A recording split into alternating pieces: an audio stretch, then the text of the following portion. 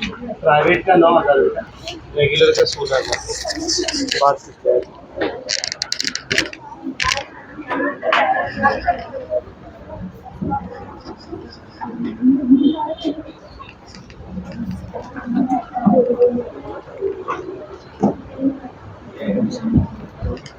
क्या मैडम, कल का को नहीं है तू तो लेके आ गए थे ना, नहीं दिए? क्या बोले? बहुत टाइम तक वो लोग खड़ा रहते, उसके बाद लैंग्वेज प्रिंसिपल बोलती कि हम लोग रजिस्टर बोले नहीं हमको चाहिए तो 6 जून को जब आप आओगे ना तो बोलेंगे 12 की फीस भरो, क्योंकि अब जून लग गया, अकेडमिक ईयर चालू हो गया। ट्रिक बोलते इसको। वैकेशन हाँ, अब ये सीता मैम कौन है? हाँ तो प्रिंसिपल है ना, कि वाइस प्रिंसिपल कॉलेज चलाती है।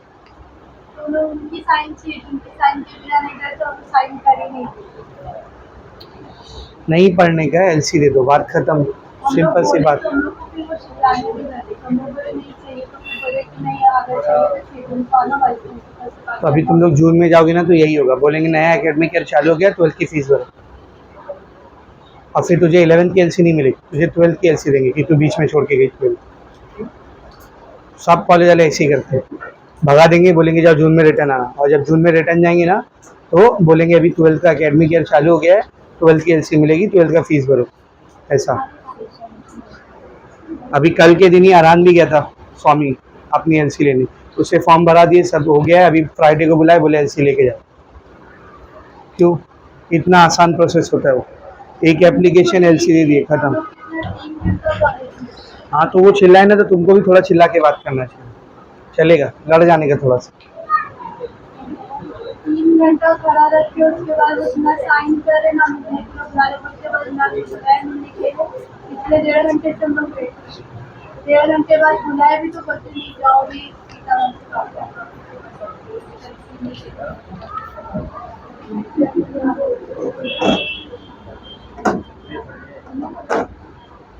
कोई भी कॉलेज ऐसा रूल नहीं बना सकता कि हम लोग अपने बच्चों को एलसी नहीं देते, कोई कॉलेज ऐसा रूल नहीं बना सकता, समझी?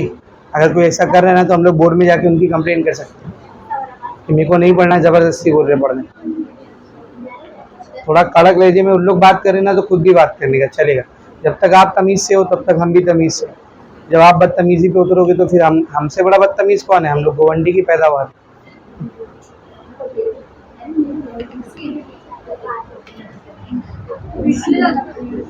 ऑब्वियसली मैं बता रहा हूँ, तो जून में जाएगी यही बोलेंगे, जून लग गया है, अकेडमिक ईयर चालू हो गया है, 12th का एडमिशन फीस भरो, 12th में एडमिशन लो, फिर 12th की एलसी मिलेगी। तुम 12th बीच में छोड़ के जा रहे हो, फिर उससे इंटीग्रेटेड नहीं होगा, अभी बता रहा हूँ, उससे प्राइवेट होगा, इंटीग्रेटेड नहीं होगा। इंटीग्रेटेड के लिए देखो 11th की एलसी सबमिट करनी पड़ेगी कि 11th उन्हें कहीं और पढ़ी, अब 12th यहाँ से पढ़ रही है, समझी?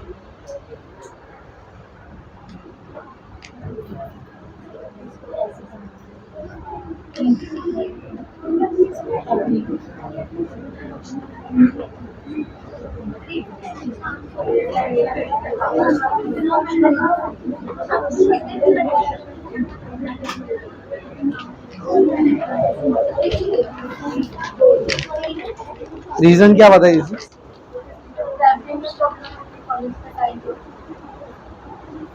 भाई एप्लीकेशन पे वो सब लिखा हुआ था, उसने पढ़ी थी, उसके बाद भी एप्लीकेशन वापस दे दी। क्या बोले? बोलती कि मैम के हाथ से वापस देती, मैम को बोलती कि उससे बात करो, मैम बोलती कि चलो मैम भी बोले कि जा रही होती है तो उनको मैं बोलती तो बोलते हम कहाँ लड़के तो आप स्टूडेंट हो, आपको पढ़ना है।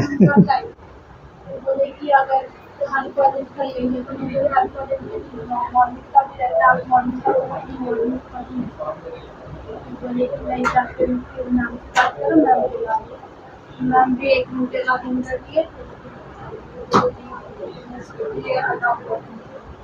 इस मामले में ना स्वामी बहुत ज़बरदस्त कॉलेज है। हाँ, हम लोग एक बार बोल दिए ना मेरे को एलसी चाहिए, तो लोग सामने से पूछते भी नहीं क्यों चाहिए। हाँ एप्लीकेशन दो, एलसी लो, निकलो, ऐसा। हाँ, ज़रा भी नाटक नहीं, एलसी लो, जाओ, खत्म, सिंपल एकदम, एलसी लो, निकलो, कल जाने का आज, बाकी सब कॉलेज वाले नाटक। ठीक है, लास्ट टाइम अपना ह्यूमन रेस्पिरेटरी सिस्टम खत्म हो गया था ना, पूरा सिस्टम पढ़ा दिया था, कुछ बचा नहीं था ना। ठीक है, सारे 8 स्ट्रक्चर्स पढ़ाया था मैंने आपको, याद है? स्टार्टिंग विथ नोज, फिर pharynx, larynx, trachea, bronchi, lungs, alveoli and diaphragm. ठीक है ना, तो पूरा रेस्पिरेटरी सिस्टम मैंने आपको लास्ट सेक्शन में एक्सप्लेन कर दिया था। Now today we have to start with mechanism of respiration. अब हम लोगों को पढ़ना है असल में रेस्पिरेशन हो कैसे रहा है, क्या था रेस्पिरेशन, याद करो पहले ही लेक्चर में मैंने आपको डेफिनेशन पढ़ाया था। ये जो डाइजेस्टेड फूड मटेरियल है, डाइजेस्टेड फूड मतलब बेसिकली मैं किसकी बात कर रहा हूँ, ग्लूकोज की। किसकी बेटा? ग्लूकोज की। जो डाइजेस्टेड फूड मटेरियल होता है ग्लूकोज, इसके अंदर एनर्जी छुपी भी होती है, याद है ना? इधर ध्यान दो, इसके अंदर एनर्जी छुपी भी होती है। कौन सी energy? Chemical energy. Very good. तो ग्लूकोज के अंदर केमिकल एनर्जी छुपी हुई है और इसको हमारी बॉडी यूटिलाइज कर सकती है क्या? नहीं। यूटिलाइज करने के लिए उसमें से वो एनर्जी निकालनी पड़ेगी बाहर, तो उस एनर्जी को निकालने के लिए हम लोग रेस्पिरेशन का प्रोसेस करते हैं। इसको ऑक्सीजन देना पड़ेगा, जैसे इसको ऑक्सीजन देंगे एक ग्लूकोज ब्रेक डाउन करेगा और क्या बनाएगा? एटीपी के फॉर्म में एनर्जी। एटीपी के फॉर्म में क्या बनाएगा बेटा? एनर्जी। कुछ बाय प्रोडक्ट भी बनते हैं, बाय प्रोडक्ट मतलब कचरा जबरदस्ती बन गया, नहीं बनाना था पर बन गया। क्या क्या बोल? कार्बन डाइऑक्साइड और वाटर। और ये कार्बन डाइऑक्साइड हमारे बॉडी के लिए फायदेमंद नहीं है, तो इसको बॉडी से क्या करना है? हमको बाहर फेंकना है। समझ में आ रहा है? तो रेस्पिरेशन का जो पूरा प्रोसेस हो रहा है, ये जो रिएक्शन हो रही है, ये असल में किधर हो रही है बेटा? सेल के अंदर। कहाँ हो रही बोल? सेल के अंदर। सेल आपकी बॉडी में ऊपर से नीचे तक हर जगह है, एक दो नहीं है, ट्रिलियंस की क्वांटिटी में। तो हर एक सेल के अंदर पूरी बॉडी में ये रिएक्शन हो रही है कि नहीं, रेस्पिरेशन की। इसमें ग्लूकोज से क्या बनाया जा रहा है? एनर्जी बनाया जा रहा है। लेकिन अब सेल तक ऑक्सीजन पहुंचेगा कैसे? वो भी एक क्वेश्चन उठता है ना, सेल के पास ऑक्सीजन पहुंचेगा कैसे? ऑक्सीजन इधर सराउंडिंग में, इसको हम लोग सांस लेके अंदर लेके जा रहे हैं, ये ऑक्सीजन सेल तक पहुंचा कैसे? और जो कार्बन डाइऑक्साइड सेल में बना है, इसको सेल से लेकर फेफड़े तक वापस कैसे लाया गया और फिर इसको रिटर्न बाहर कैसे फेंका गया जब हम लोग सांस बाहर छोड़ते हैं? ये पूरा सिस्टम जब हम लोग पढ़ेंगे ना, तो उसको क्या बोलेंगे बोल? Mechanism of respiration. आपकी आसानी के लिए इस पूरे प्रोसेस को उसने 4 स्टेप में बांटा। कितने स्टेप में बांटा है? 4। देखो चारों स्टेप के आपको वहां पर नाम मिलेंगे। मिला बेटा? पहला स्टेप है ब्रीदिंग। पहला स्टेप क्या है बोल? ब्रीदिंग। ब्रीदिंग मतलब सांस लेना और सांस छोड़ना। Breathe in, breathe out. और क्या बोलते हैं इसको? इनहेल, एक्सहेल, या फिर इंस्पिरेशन, एक्सपीरेशन। सारे नाम गिनाए थे मैंने आपको। तो ये पहला स्टेप है इसका। देखो ज्यादातर बच्चों से पूछेंगे रेस्पिरेशन क्या होता है, तो बोलते हैं सांस लेना, सांस छोड़ना। वो रेस्पिरेशन नहीं, बल्कि रेस्पिरेशन का फर्स्ट स्टेप है। मैकेनिज्म ऑफ रेस्पिरेशन का फर्स्ट स्टेप है। अब इस प्रोसेस में होता क्या है वो अभी थोड़ा रुक के बताता हूँ आपको। ब्रीदिंग के बाद सेकंड स्टेप का नाम क्या है? External respiration. मेरा सेकंड स्टेप क्या है? External respiration. And then third step है इंटरनल रेस्पिरेशन। और फिर लास्ट स्टेप है सेल्यूलर रेस्पिरेशन। तो इन चारों स्टेप को 1 बाय 1 हमको पढ़ना है। सबसे पहले बात करते हैं ब्रीदिंग की। सब ब्रीदिंग में क्या होता है बेटा? एकदम आसान है, बोर्ड पर देखिए हाँ सब लोग। ये एटमॉस्फेयर अपना, ये लंग्स, ठीक है, अंदर जो लंग्स है अपने पास फेफड़े, और ये बाहर एटमॉस्फेयर। तो ब्रीदिंग के प्रोसेस में क्या होता है? एटमॉस्फेयर से ऑक्सीजन कहां तक पहुंचती है? लंग्स तक। और लंग्स से कार्बन डाइऑक्साइड कहां जाती है? एटमॉस्फेयर। बस यही प्रोसेस है ब्रीदिंग। जब आप ब्रीद इन करते हो, सांस अंदर लिए, तो जो एटमॉस्फेयर में एयर थी, इसके अंदर जो ऑक्सीजन है, इसको हम लोग कहां पहुंचा रहे बोल? लंग्स के अंदर। और जब आप सांस बाहर छोड़ते हो, तो लंग्स के अंदर जो कार्बन डाइऑक्साइड भरा हुआ है वो कहां जा रहा है? बाहर एटमॉस्फेयर में जा रहा है। तो it is the exchange of gases. ध्यान से सुन, क्या बोल रहा हूं मैं? It is the exchange of gases between, किसके किसके बीच में? देख, एटमॉस्फेयर एंड लंग्स। बोलो जल्दी। ब्रीदिंग के प्रोसेस में एक्सचेंज ऑफ गैस ही हो रहा है, लेकिन किसके किसके बीच में हो रहा है? देख, एटमॉस्फेयर और लंग्स के बीच में। जब हम लोग ब्रीद इन करते हैं तो एटमॉस्फेयर से ऑक्सीजन लंग्स में पहुंचाई जाती है, और जब ब्रीद आउट करते हैं तो कार्बन डाइऑक्साइड लंग्स से एटमॉस्फेयर में पहुंचाएंगे। समझना अच्छे से। ये प्रोसेस होता कैसे, अपने आप कैसे हवा अंदर जा रही है, अपने आप हवा कैसे बाहर जा रही है, अंदर कोई पंप लगाए कि हवा को खींचने फेंकने के लिए, क्या हो रहा है, पूरा प्रोसेस क्या है, उसको अभी मैं आपको एक्सप्लेन करूंगा डिटेल में। नोट पर अभी सिर्फ ओवरव्यू दे रहा हूं मैं ऊपर से। नेक्स्ट प्रोसेस कौन सा है, देख, एक्सटर्नल रेस्पिरेशन। सर इसमें क्या होता है, तो बेटा जरा ध्यान से देखना, इसके आगे का काम है। लंग्स के अंदर ये जो हवा गई है, लंग्स में एंड पर जहां पर जाके हवा रुकती है, कौन सा स्ट्रक्चर होता है, अल्विलाई, याद है ना, nasal chamber, pharynx, nasopharynx, oropharynx, laryngopharynx, larynx, trachea, primary bronchus, secondary bronchus, tertiary bronchus, bronchioles, और ब्रोंकियोल्स के बाद अल्विलाई। तो जब लंग्स में भी मैं बात कर रहा हूं तो असल में मैं किसकी बात कर रहा हूं, अल्विलाई की बात कर रहा हूं। तो ध्यान से देखो, एक्सटर्नल रेस्पिरेशन में क्या होता है, ये अल्विलाई और ये ब्लड वेसल, ब्लड, खून। तो एक्सटर्नल रेस्पिरेशन में क्या होता है, अल्विलाई में जो ऑक्सीजन आई है वो कहाँ जाती है बेटा, ब्लड के पास, और ब्लड जो कार्बन डाइऑक्साइड लेके आता है वो कहाँ आता है, अल्विलाई। तो ये प्रोसेस कैसे होता है उसको हम लोग बोलेंगे एक्सटर्नल रेस्पिरेशन। लंग्स में अल्विलाई के अंदर जो ऑक्सीजन भर गई वो सराउंडिंग के ब्लड में कैसे जा रही है, और सराउंडिंग के ब्लड में जो कार्बन डाइऑक्साइड है वो अल्विलाई में कैसे आ रही है, ये एक्सचेंज करना क्या कहलाएगा, बोल, एक्सटर्नल रेस्पिरेशन। तो देख फिर से, ब्रीदिंग में भी एक्सचेंज ऑफ गैसेस हो रहा था, लेकिन किसके किसके बीच में, एटमॉस्फेयर और लंग्स के बीच में। एक्सटर्नल रेस्पिरेशन में भी एक्सचेंज ऑफ गैसेस हो रहा है, लेकिन अल्विलाई और ब्लड के बीच में। तीसरा प्रोसेस कौन सा है, इंटरनल रेस्पिरेशन। मुझे एक बात बता, चलिए ऑक्सीजन ब्लड में आ गई, अब ब्लड क्या उसको उधर लेके बैठा रहेगा, क्या करेगा, इसको ट्रांसपोर्ट करेगा पूरी बॉडी में, और किसको ले जाके देगा, सेल को।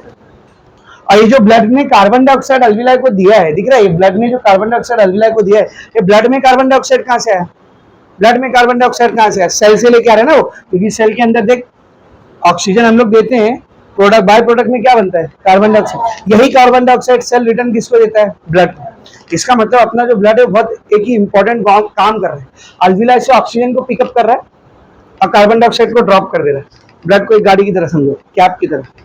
जब वो अल्विलाई के पास पहुंच रहा है तो ऑक्सीजन को गाड़ी में बिठा ले रहा है और कार्बन डाइऑक्साइड को उतार दे रहा है। ऑक्सीजन का पिकअप हुआ, कार्बन डाइऑक्साइड का ड्रॉप, सही है। फिर ये ब्लड पूरी बॉडी में ट्रैवल कर रहा है और एक एक सेल के पास पहुंच रहा है। तो जैसे ये ब्लड सेल के पास पहुंचता है तब ये क्या करता है, वो उल्टा काम करता है, ऑक्सीजन को ड्रॉप कर रहा है सेल में और कार्बन डाइऑक्साइड को रिसीव कर रहा है। तो ब्लड ये प्रोसेस करता कैसे, how does blood transport oxygen and carbon dioxide throughout the body from cell to lungs, from lungs to cells, ये पूरा प्रोसेस पढ़ना क्या कहलाता है, बोल, इंटरनल रेस्पिरेशन। तो देख मैं इधर आसान से लैंग्वेज में क्या लिखा, देख, ट्रांसपोर्ट ऑफ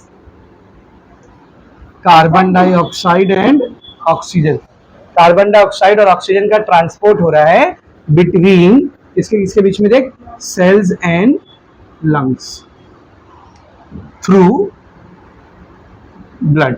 किसके जरिए हो रहा है, बोल, ब्लड के जरिए। तो कार्बन डाइऑक्साइड और ऑक्सीजन को पूरी बॉडी में ट्रैवल कराया जा रहा है, सेल से लेकर के लंग्स तक, लंग्स से लेकर के सेल्स तक। तो ये पूरा ट्रांसपोर्ट हो रहा है, किसके जरिए हो रहा है, ब्लड के जरिए हो रहा है। तो ये होता कैसे है, इस प्रोसेस को पढ़ना क्या कहलाता है, बोल, इंटरनल रेस्पिरेशन। और लास्ट स्टेप का नाम क्या है, देख, सेलुलर रेस्पिरेशन। ये आपका सेलुलर रेस्पिरेशन, सेल के अंदर जो चीज हो रही है, समझा ना। चलो पहुंच गई ऑक्सीजन, ऑक्सीजन पहुंच गया सेल के पास।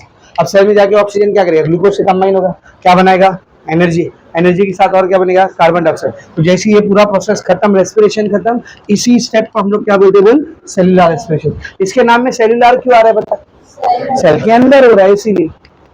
अच्छा, ये मैंने यहाँ पर रिएक्शन एक स्टेप में लिखा है, एक स्टेप में होती है क्या, ये नहीं, it is a very lengthy process, काफी सारे स्टेप्स में होती है। सेल्यूलर रेस्पिरेशन को आपने डिटेल में पढ़ा 11th स्टैंडर्ड में, या नहीं भी पढ़ा तो चैप्टर था 11th में, रेस्पिरेशन चैप्टर था, उसमें आपको सेल्यूलर रेस्पिरेशन के सारे स्टेप समझाए गए कि पहले ये होता है, फिर ये होता है, फिर ये बनता है, फिर ये बनता है। उसमें कई सारे साइकिल भी है, उसके अंदर कई सारे साइकिल भी है, ग्लाइकोलाइसिस है, Krebs cycle, C3 pathway, C4 pathway, ऐसे अलग अलग चीजें।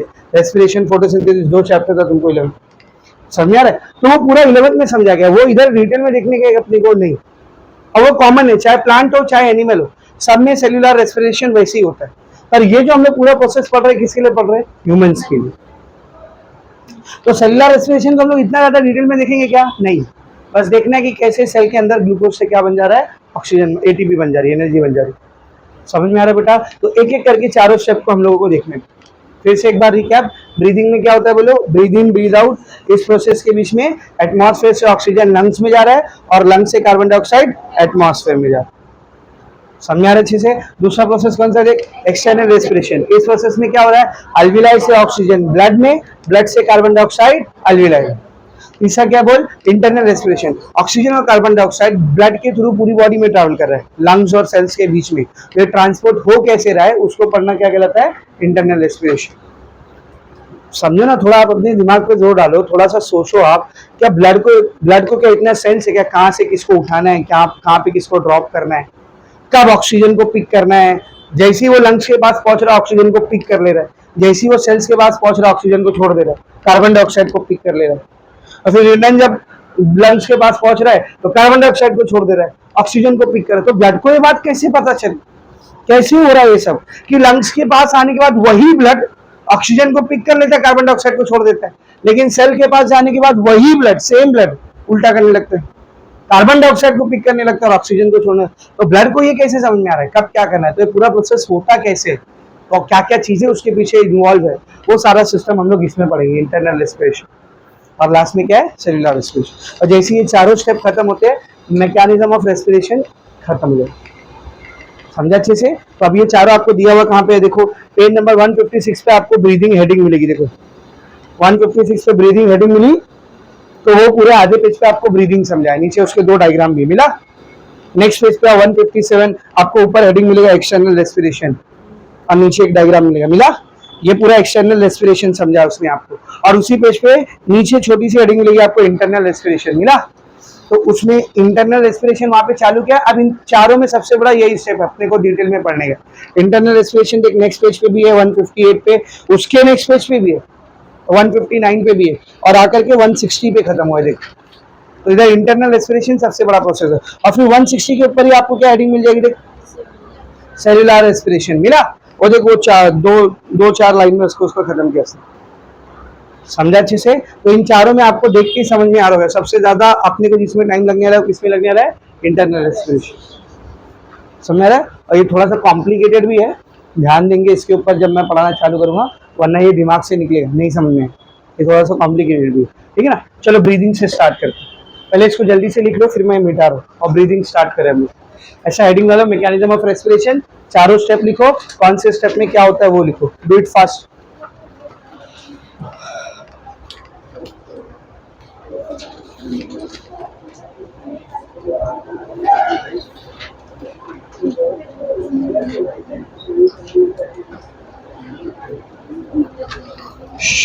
बात नहीं, जल्दी लिखो, टाइम नहीं अपने पास, जल्दी।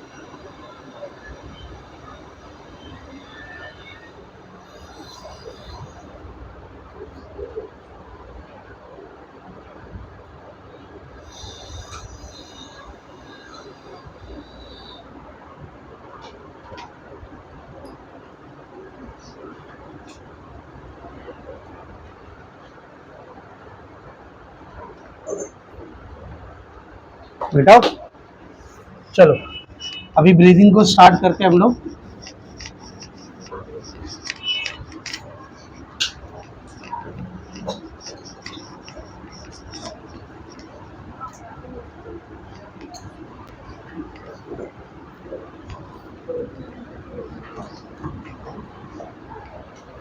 चलेंगे, देखिए सब लोग इधर। अभी तो सबसे पहला स्टेप हम लोग स्टार्ट कर रहे हैं, दैट इज ब्रीदिंग। तो ब्रीदिंग में होता क्या है वो मैंने आपको बताया। एटमॉस्फेयर से ऑक्सीजन लंग्स में जा रही है और लंग्स से कार्बन डाइऑक्साइड एटमॉस्फेयर में आ रही है, ये एक्सचेंज हो रहा है।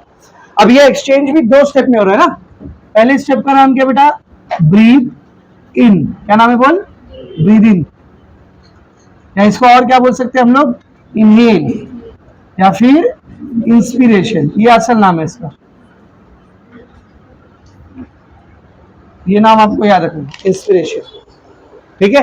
और दूसरा स्टेप कौन सा इसका, ब्रीथ आउट या फिर एक्सहेल या फिर एक्सपीरेशन।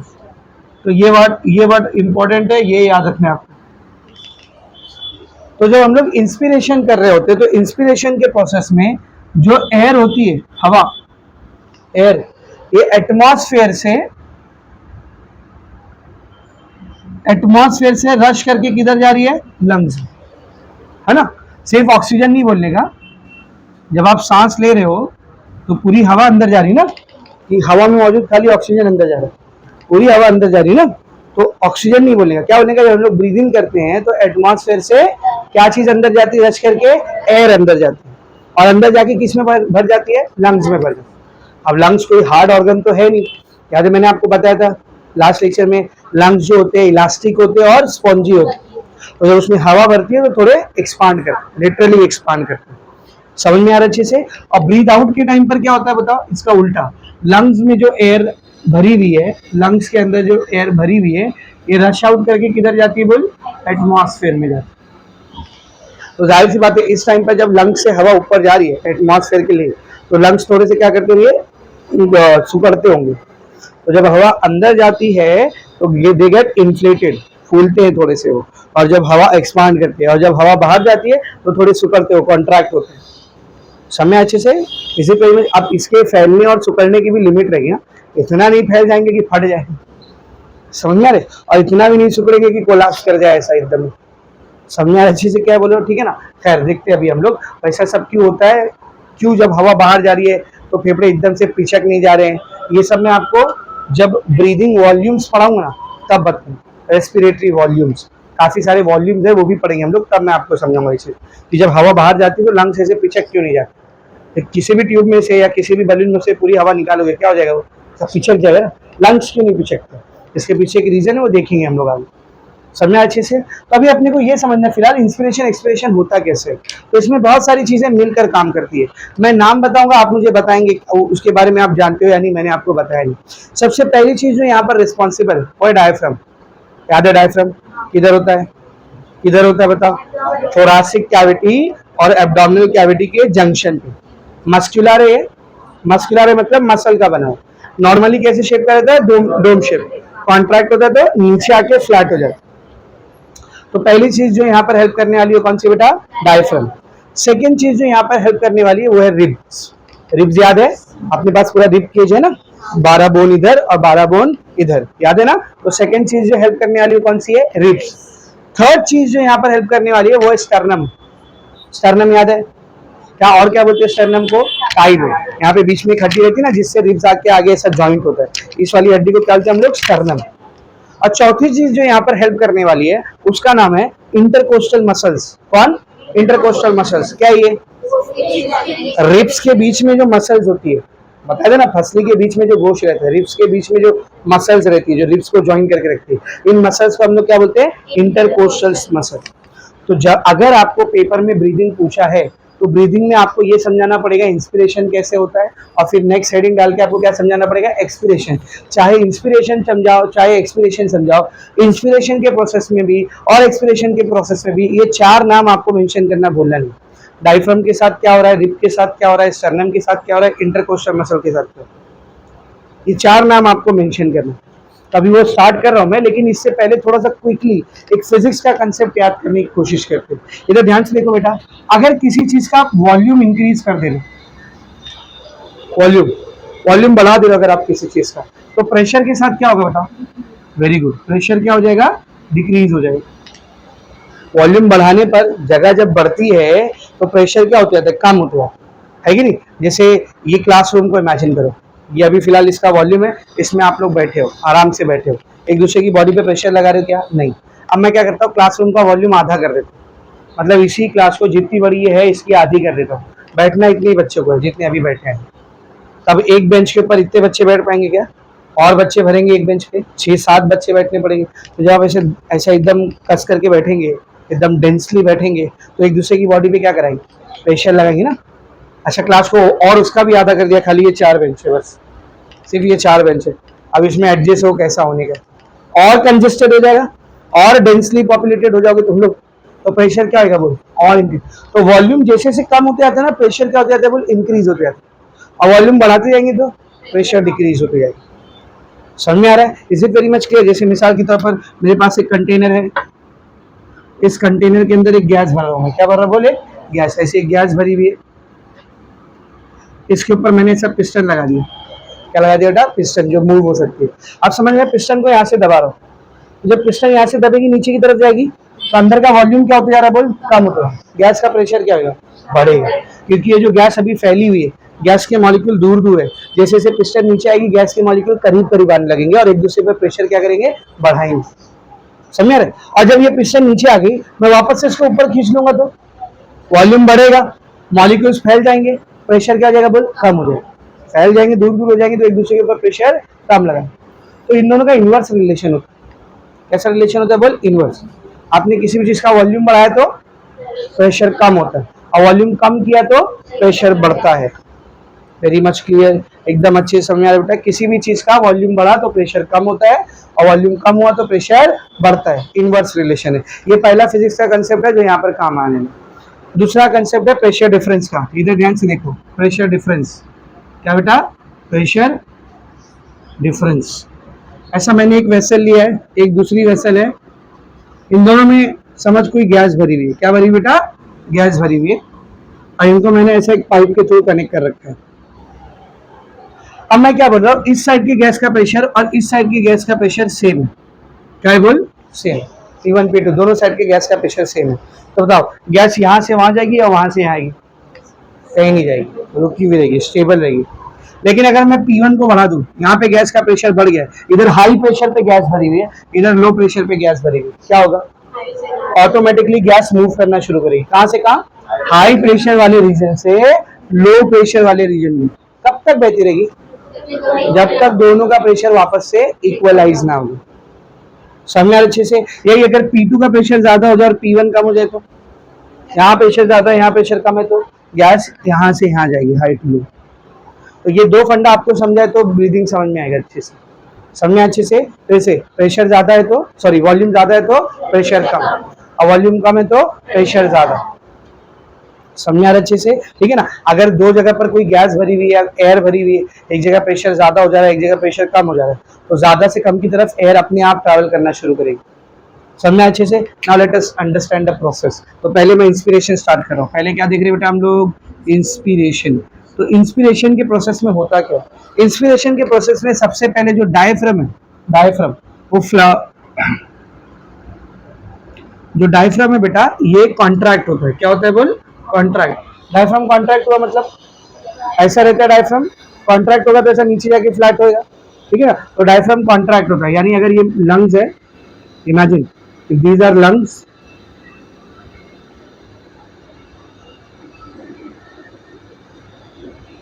और ये डायफ्राम है। तो जो डायफ्राम पहले ऐसा था वो कैसा हो जाएगा? देख ऐसा, ये पहले यहाँ पर था ना, ऐसा फ्लैट आ जाएगा नीचे, लेवल उसका थोड़ा नीचे आ गया, दिख रहा है?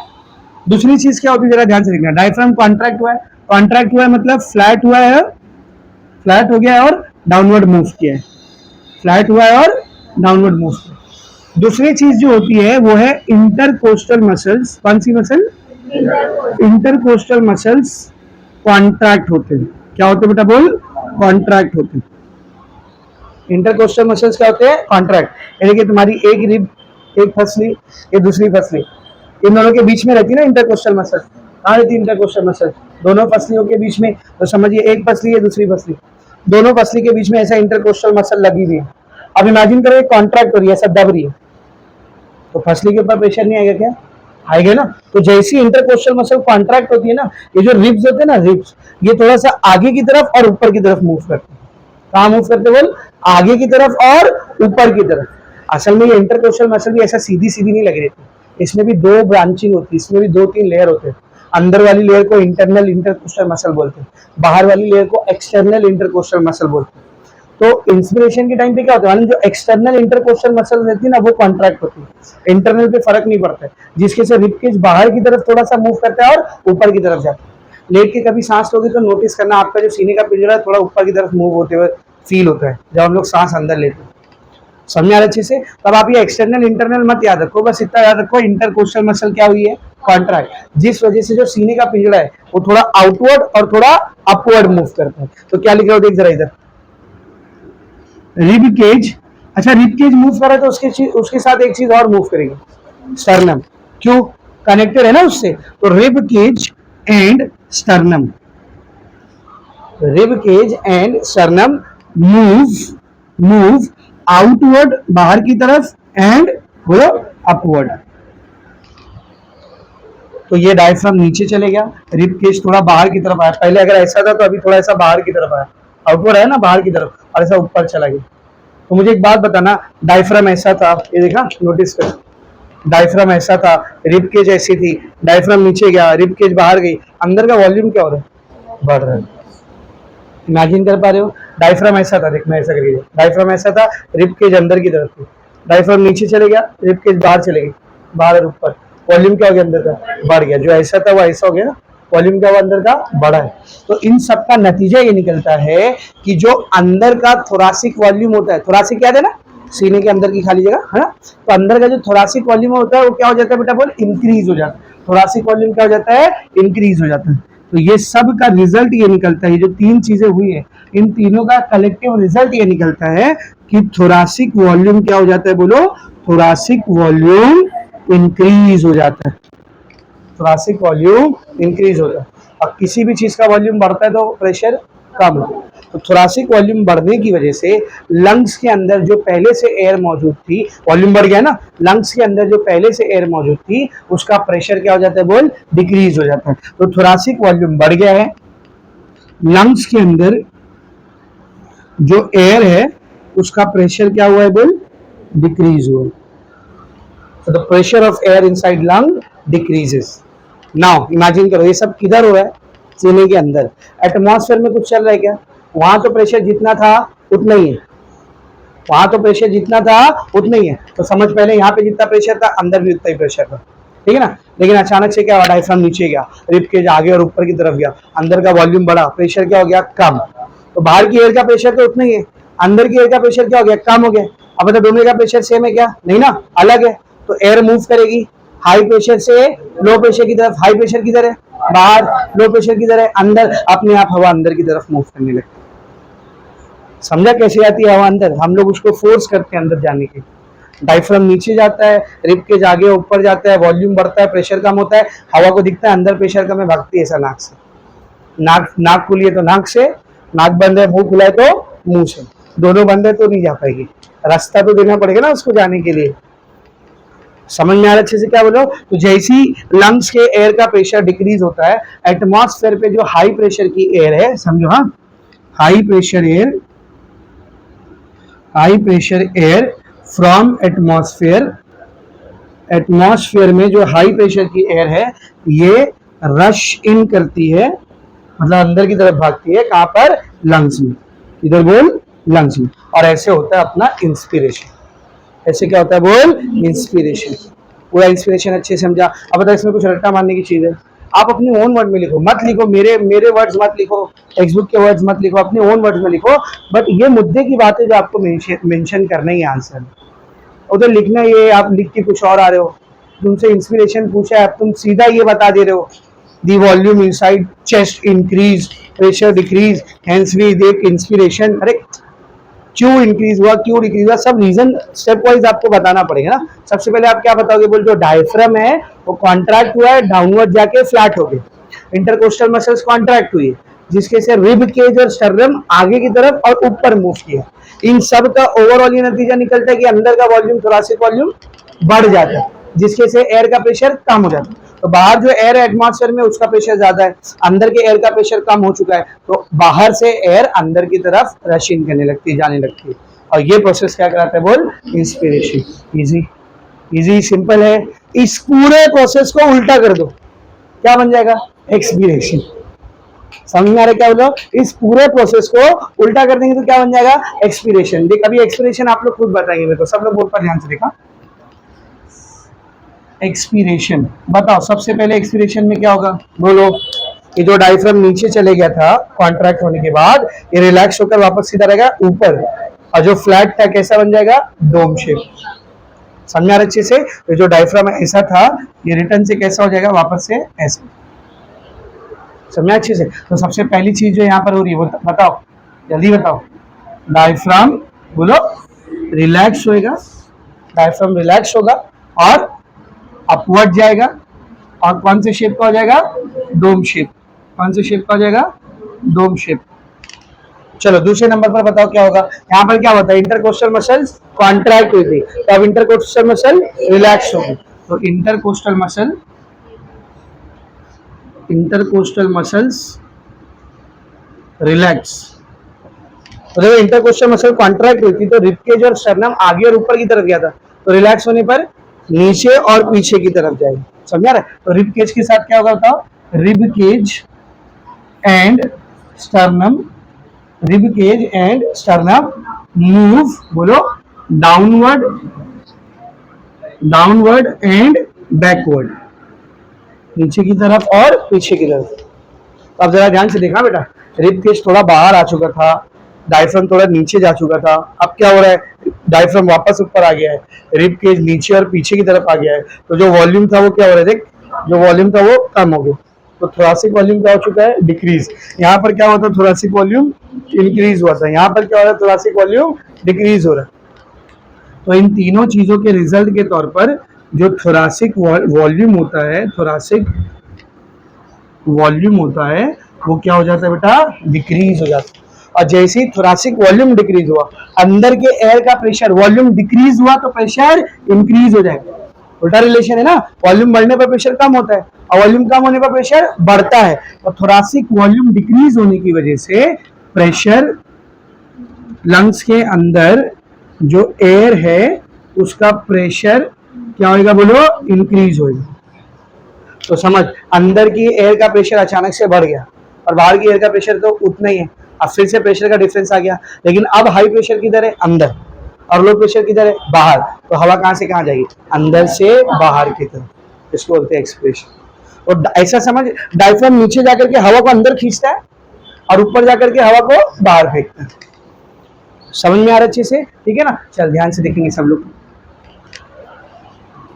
लंग्स के अंदर जो एयर है उसका प्रेशर इंक्रीज हो गया, जिस वजह से क्या होगा बेटा, लो प्रेशर पर, सॉरी हाई प्रेशर पर जो एयर है, कहां पर, लंग्स में, इधर लंग्स में, ये रश आउट करेगी। क्या करेगी बोल, रश आउट, बाहर की तरफ भागेगी, किधर, एटमॉस्फेयर, इधर एटमॉस्फेयर। तो ये पूरा प्रोसेस क्या कहलाता है, बोलो एक्सपीरेशन। समझा अच्छे से, समझा अच्छे से। अच्छा, जब आप इंस्पिरेशन कर रहे हैं, हवा किधर जा रही है, अंदर। हवा में बहुत सारी गैसेज है, अपने काम की कौन सी है, ऑक्सीजन। तो ये इंस्पिरेशन ऑक्सीजन को अंदर ले जाने के लिए जरूरी है। और जब आप एक्सपिरेशन कर रहे हो तो हवा कहाँ जा रही है, बाहर। तो लंग्स से कौन सी गैस लेके आ रही होगी, कार्बन डाइऑक्साइड। तो ये एक्सपिरेशन कार्बन डाइऑक्साइड को बाहर फेंकने के लिए जरूरी है। अगर ये दोनों प्रोसेस रुकता है, इंस्पिरेशन एक्सपिरेशन का प्रोसेस रुकता है, तो अपनी मौत होती है। वजह सांस रोकने से इंसान मर जाता है, ये तो छोटे बच्चे को भी पता है। तुम साइंस स्टूडेंट हो, रीजन बताओ उसका। साइंस स्टूडेंट हो, रीजन बताओ उसका। वजह, ऑक्सीजन आना बंद हो जाएगा और कार्बन डाइऑक्साइड के साथ क्या होगा, बाहर नहीं जाएगा। तो सेल के अंदर तो बन रहा है ना, क्योंकि सेल में पहले से जो ऑक्सीजन पहुंच चुकी है वो तो रेस्पिरेशन का प्रोसेस चालू रख रही है ना, और कार्बन डाइऑक्साइड बनाते जा रही है, तो धीरे धीरे ब्लड में कार्बन डाइऑक्साइड क्या होता जाएगा, बढ़ते जाएगा, और बाहर कार्बन डाइऑक्साइड निकल ही नहीं रहा है, मतलब बॉडी के अंदर अचानक से कार्बन डाइऑक्साइड का लेवल बढ़ने लगेगा, और ऑक्सीजन आ ही नहीं रही है, ऑक्सीजन आ ही नहीं रही, ना कार्बन डाइऑक्साइड बाहर फेंका जा रहा है ना ऑक्सीजन आ रही है, तो ऑक्सीजन का लेवल डिक्रीज हो जाएगा, और अचानक से कार्बन डाइऑक्साइड का लेवल क्या होने लगेगा, बढ़ने लगेगा। इस वजह से हमारी मौत होती है, जब हमारी सांस रुक जाती है। कोई आकर के आपके मुंह पे तकिया रख दिया ऐसा बोले, पिक्चर में देखियो ना, पिक्चर में देखियो कि नहीं, बहू अपनी सास के मुंह पे तकिया रख देती है, दबा देती है पूरी ताकत से, है कि नहीं? तो क्यों मरता है इंसान? अगर कोई सांस लेना बंद कर दे तो इंसान मरता क्यों है, उसके पीछे ये रीजन। सबसे पहला, उसकी बॉडी में हाइपोक्सिया होता है। क्या होता है बोल, क्या बोला मैंने, मेडिकल के टर्म्स है, सुनो क्या होता है उसकी बॉडी में, hypoxia, HYPO, hypo. Hypo word का मतलब होता है कम, हाइपो वर्ड का मतलब क्या होता है कम, इसका उल्टा है हाइपर, इसका उल्टा क्या है, हाइपर। ऐसे बोलते हैं ना, हाइपर का ही हो रहा है, शांत रहना थोड़ा। जब इंसान ज्यादा रिएक्ट करने लगता है तो आप क्या बोलते हैं, हाइपर का ही हो रहा है, शांत रहे थोड़ा, बोलते ना ऐसा। देख तुम लोग नॉर्मल लैंग्वेज में भी बायोलॉजी यूज करते, जब इंसान ओवर गुस्सा करता है तो अपन क्या बोलते हैं, हंसना भाई, चिल करना, हाइपर का ही हो रहा है। हाइपर मतलब ज्यादा, उसका उल्टा है हाइपो। हाइपो मतलब कम, हाइपो मतलब कम। ऑक्सिया ऑक्सीजन के लिए यूज हो रहा है, हाइपोक्सिया ऑक्सीजन का कम हो जाना। नहीं समझा, ये सब डॉक्टर्स के टर्म्स है जो लोग यूज करते हैं। हाइपोक्सिया मतलब बॉडी में ऑक्सीजन की कमी होनी। तो अगर किसी की सांस रोक दी जाए, वो सांस नहीं ले रहा है, तो उसकी बॉडी में अचानक से हाइपोक्सिया होगा, ऑक्सीजन का लेवल क्या हो जाएगा, कम। अब कार्बन डाइऑक्साइड का लेवल क्या होने लगेगा, बढ़ने लगेगा, क्योंकि सेल्स में कार्बन डाइऑक्साइड बनते जा रहा है, ब्लड में आते जा रहा है, पर उसको हम लोग बाहर नहीं फेंक रहे। तो कार्बन डाइऑक्साइड का लेवल इंक्रीज, सडन इंक्रीज हो जाने की वजह से थोड़े टाइम में उस इंसान की क्या हो जाती है, मौत। जगह पे नहीं होती। अब अगर मैं सांस रोकूं तो आप कुछ टाइम तक तो जिंदा रहोगे, थोड़े टाइम तक तड़पता है ना इंसान, है कि नहीं, उसके बाद मरता है। जो एथलीट होते हैं देखो, वो अपनी सांस को, ब्रीथ को होल्ड करने की जो लिमिट है उसको क्या करते हैं, बढ़ाते हैं, एक्सरसाइजेस के जरिए, एक्टिविटीज के जरिए वो लोग अपनी ब्रीथ होल्ड करने की कैपेसिटी को थोड़ा इंक्रीज करते हैं। वो आप भी कर सकते हैं। असल में जब किसी को ब्रीदिंग में दिक्कत आती है ना, तो वो और तेज तेज सांस लेने लगता है, जिस वजह से उसको और मसला होता है। ऐसे टाइम पे थोड़ा इंसान को रिलैक्स होकर के सांस लेना चाहिए, समझ आ रहा है, ताकि उसके बॉडी में पहले से जो ऑक्सीजन है ना वो धीरे धीरे यूज हो। ज्यादा ओवर एक्टिविटी नहीं करना चाहिए, बॉडी को थोड़ा रिलैक्स कर देना चाहिए। रोक दो, हाथ पैर चलाना रोक दो। इसका एक फायदा और होगा, सामने वाला समझेगा मर गया छोड़ देगा वो, लेकिन आप मरे नहीं हो, मोए मोए हो जाएगा उसका, है कि नहीं।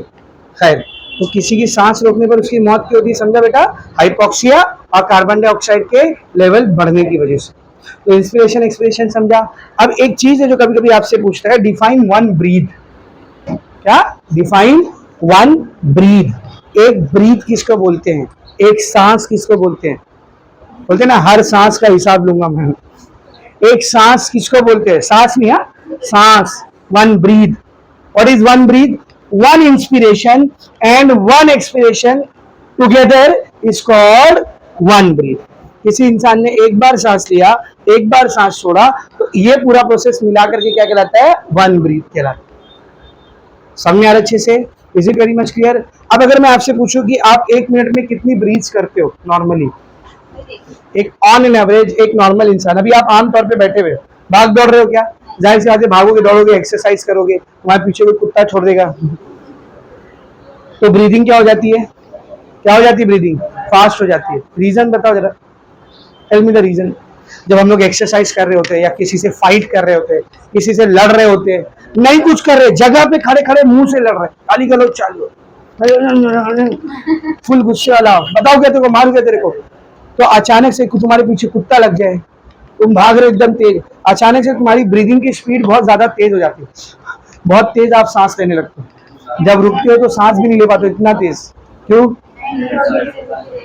नहीं,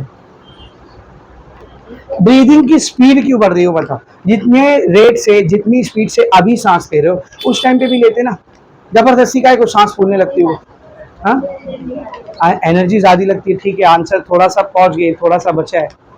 भाई जब मैं फाइट कर रहा हूँ, लड़ रहा हूँ किसी चीज से, या फ्लाइट कर रहा हूँ, भाग रहा हूँ किसी चीज से, तो भागने के लिए या लड़ने के लिए मेरी बॉडी को एनर्जी क्या चाहिए, ज्यादा चाहिए। ज्यादा एनर्जी मतलब ज्यादा ऑक्सीजन, ज्यादा एनर्जी मतलब ज्यादा ऑक्सीजन, और ज्यादा ऑक्सीजन मतलब ऑक्सीजन को जल्दी जल्दी अंदर करना पड़ेगा। ऑक्सीजन जल्दी जल्दी अंदर कब होगा? जब इंस्पिरेशन एक्सपिरेशन फास्ट फास्ट। समझ में आ रहा है अच्छे से? तो अपनी बॉडी में ना नर्वस सिस्टम है एक, नर्वस सिस्टम सुने, नर्वस सिस्टम दिमाग से रिलेटेड पढ़ाऊंगा मैं आपको कंट्रोल कोऑर्डिनेशन चैप्टर में डिटेल में। नर्वस सिस्टम को आपने पढ़े होंगे 10th स्टैंडर्ड में या 9th स्टैंडर्ड में पढ़े होंगे। नर्वस सिस्टम को हम लोग 3 पार्ट में बांटते हैं, CNS, PNS, ANS, central nervous system, peripheral nervous system, autonomic nervous system. पढ़ के आए हो, ऐसा मत देखो मेरे को जैसे गाली दे रहा हूँ। पढ़ के आए हो लोअर स्टैंडर्ड में 8, 9, 10 में कहीं ना कहीं आपने पढ़ा होगा ये वर्ड CNS, PNS, ANS। मरकजी हस्बी निज़ाम, मुहिती हस्बी निज़ाम, खुद इख्तियारी हस्बी निज़ाम। याद है मेरे को? याद है, उर्दू वाले ये पढ़ देंगे। तो इसमें जो ANS होता है ना, ANS ऑटोनॉमिक नर्वस सिस्टम, इसके 2 हिस्से होते हैं अपनी बॉडी के अंदर, 2 पार्ट होते हैं इसके, एक सिंपैथेटिक और एक पैरासिम्पैथेटिक। सिंपैथेटिक और पैरासिम्पैथेटिक। जब आप ऐसा नॉर्मल बैठे हो, नॉर्मल काम कर रहे हो, तो पैरासिम्पैथेटिक नर्वस सिस्टम एक्टिवेटेड रहता है, वो सारे काम को नॉर्मल करा के लेते हैं। लेकिन जब आप भाग रहे हो, लड़ रहे हो, किसी चीज से आपको जान को खतरा है, फाइट कर रहे हो आप किसी चीज से, आप भाग रहे हो बहुत तेज अपनी जान बचा करके, तो उस टाइम पर सिंपैथेटिक नर्वस सिस्टम एक्टिवेट हो जाता है और वो डाइजेशन को बढ़ा देते हैं। डाइजेशन बढ़ेगा तो जल्दी जल्दी ग्लूकोज पहुंचेगा, है ना, जल्दी जल्दी ग्लूकोज पहुंचेगा। रेस्पिरेशन को बढ़ा देते हैं, जल्दी जल्दी ऑक्सीजन पहुंचेगा। एक्सक्रीशन को कम कर देते हैं, स्लो कर देते हैं।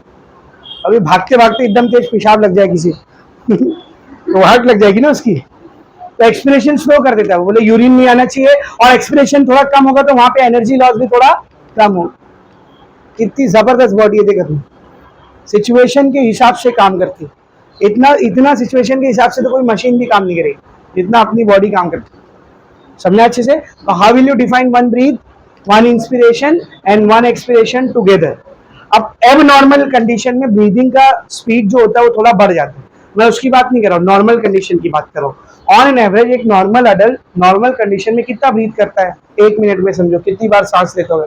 जैसे 1 मिनट में दिल कितनी बार धड़कता है, ये सबको मालूम है, 72 बार धड़कता है। एग्जैक्ट 72 नहीं होता है, 70 भी हो सकता है, 68 भी हो सकता है, 76 भी हो सकता है, 80 भी हो सकता है, वो पढ़ेंगे इसी चैप्टर में आगे। ऑन एन एवरेज कितना होता है बोल? 72 टाइम्स। तो 1 मिनट में इंसान ब्रीद इन ब्रीद आउट कितनी बार करता है ऑन एन एवरेज?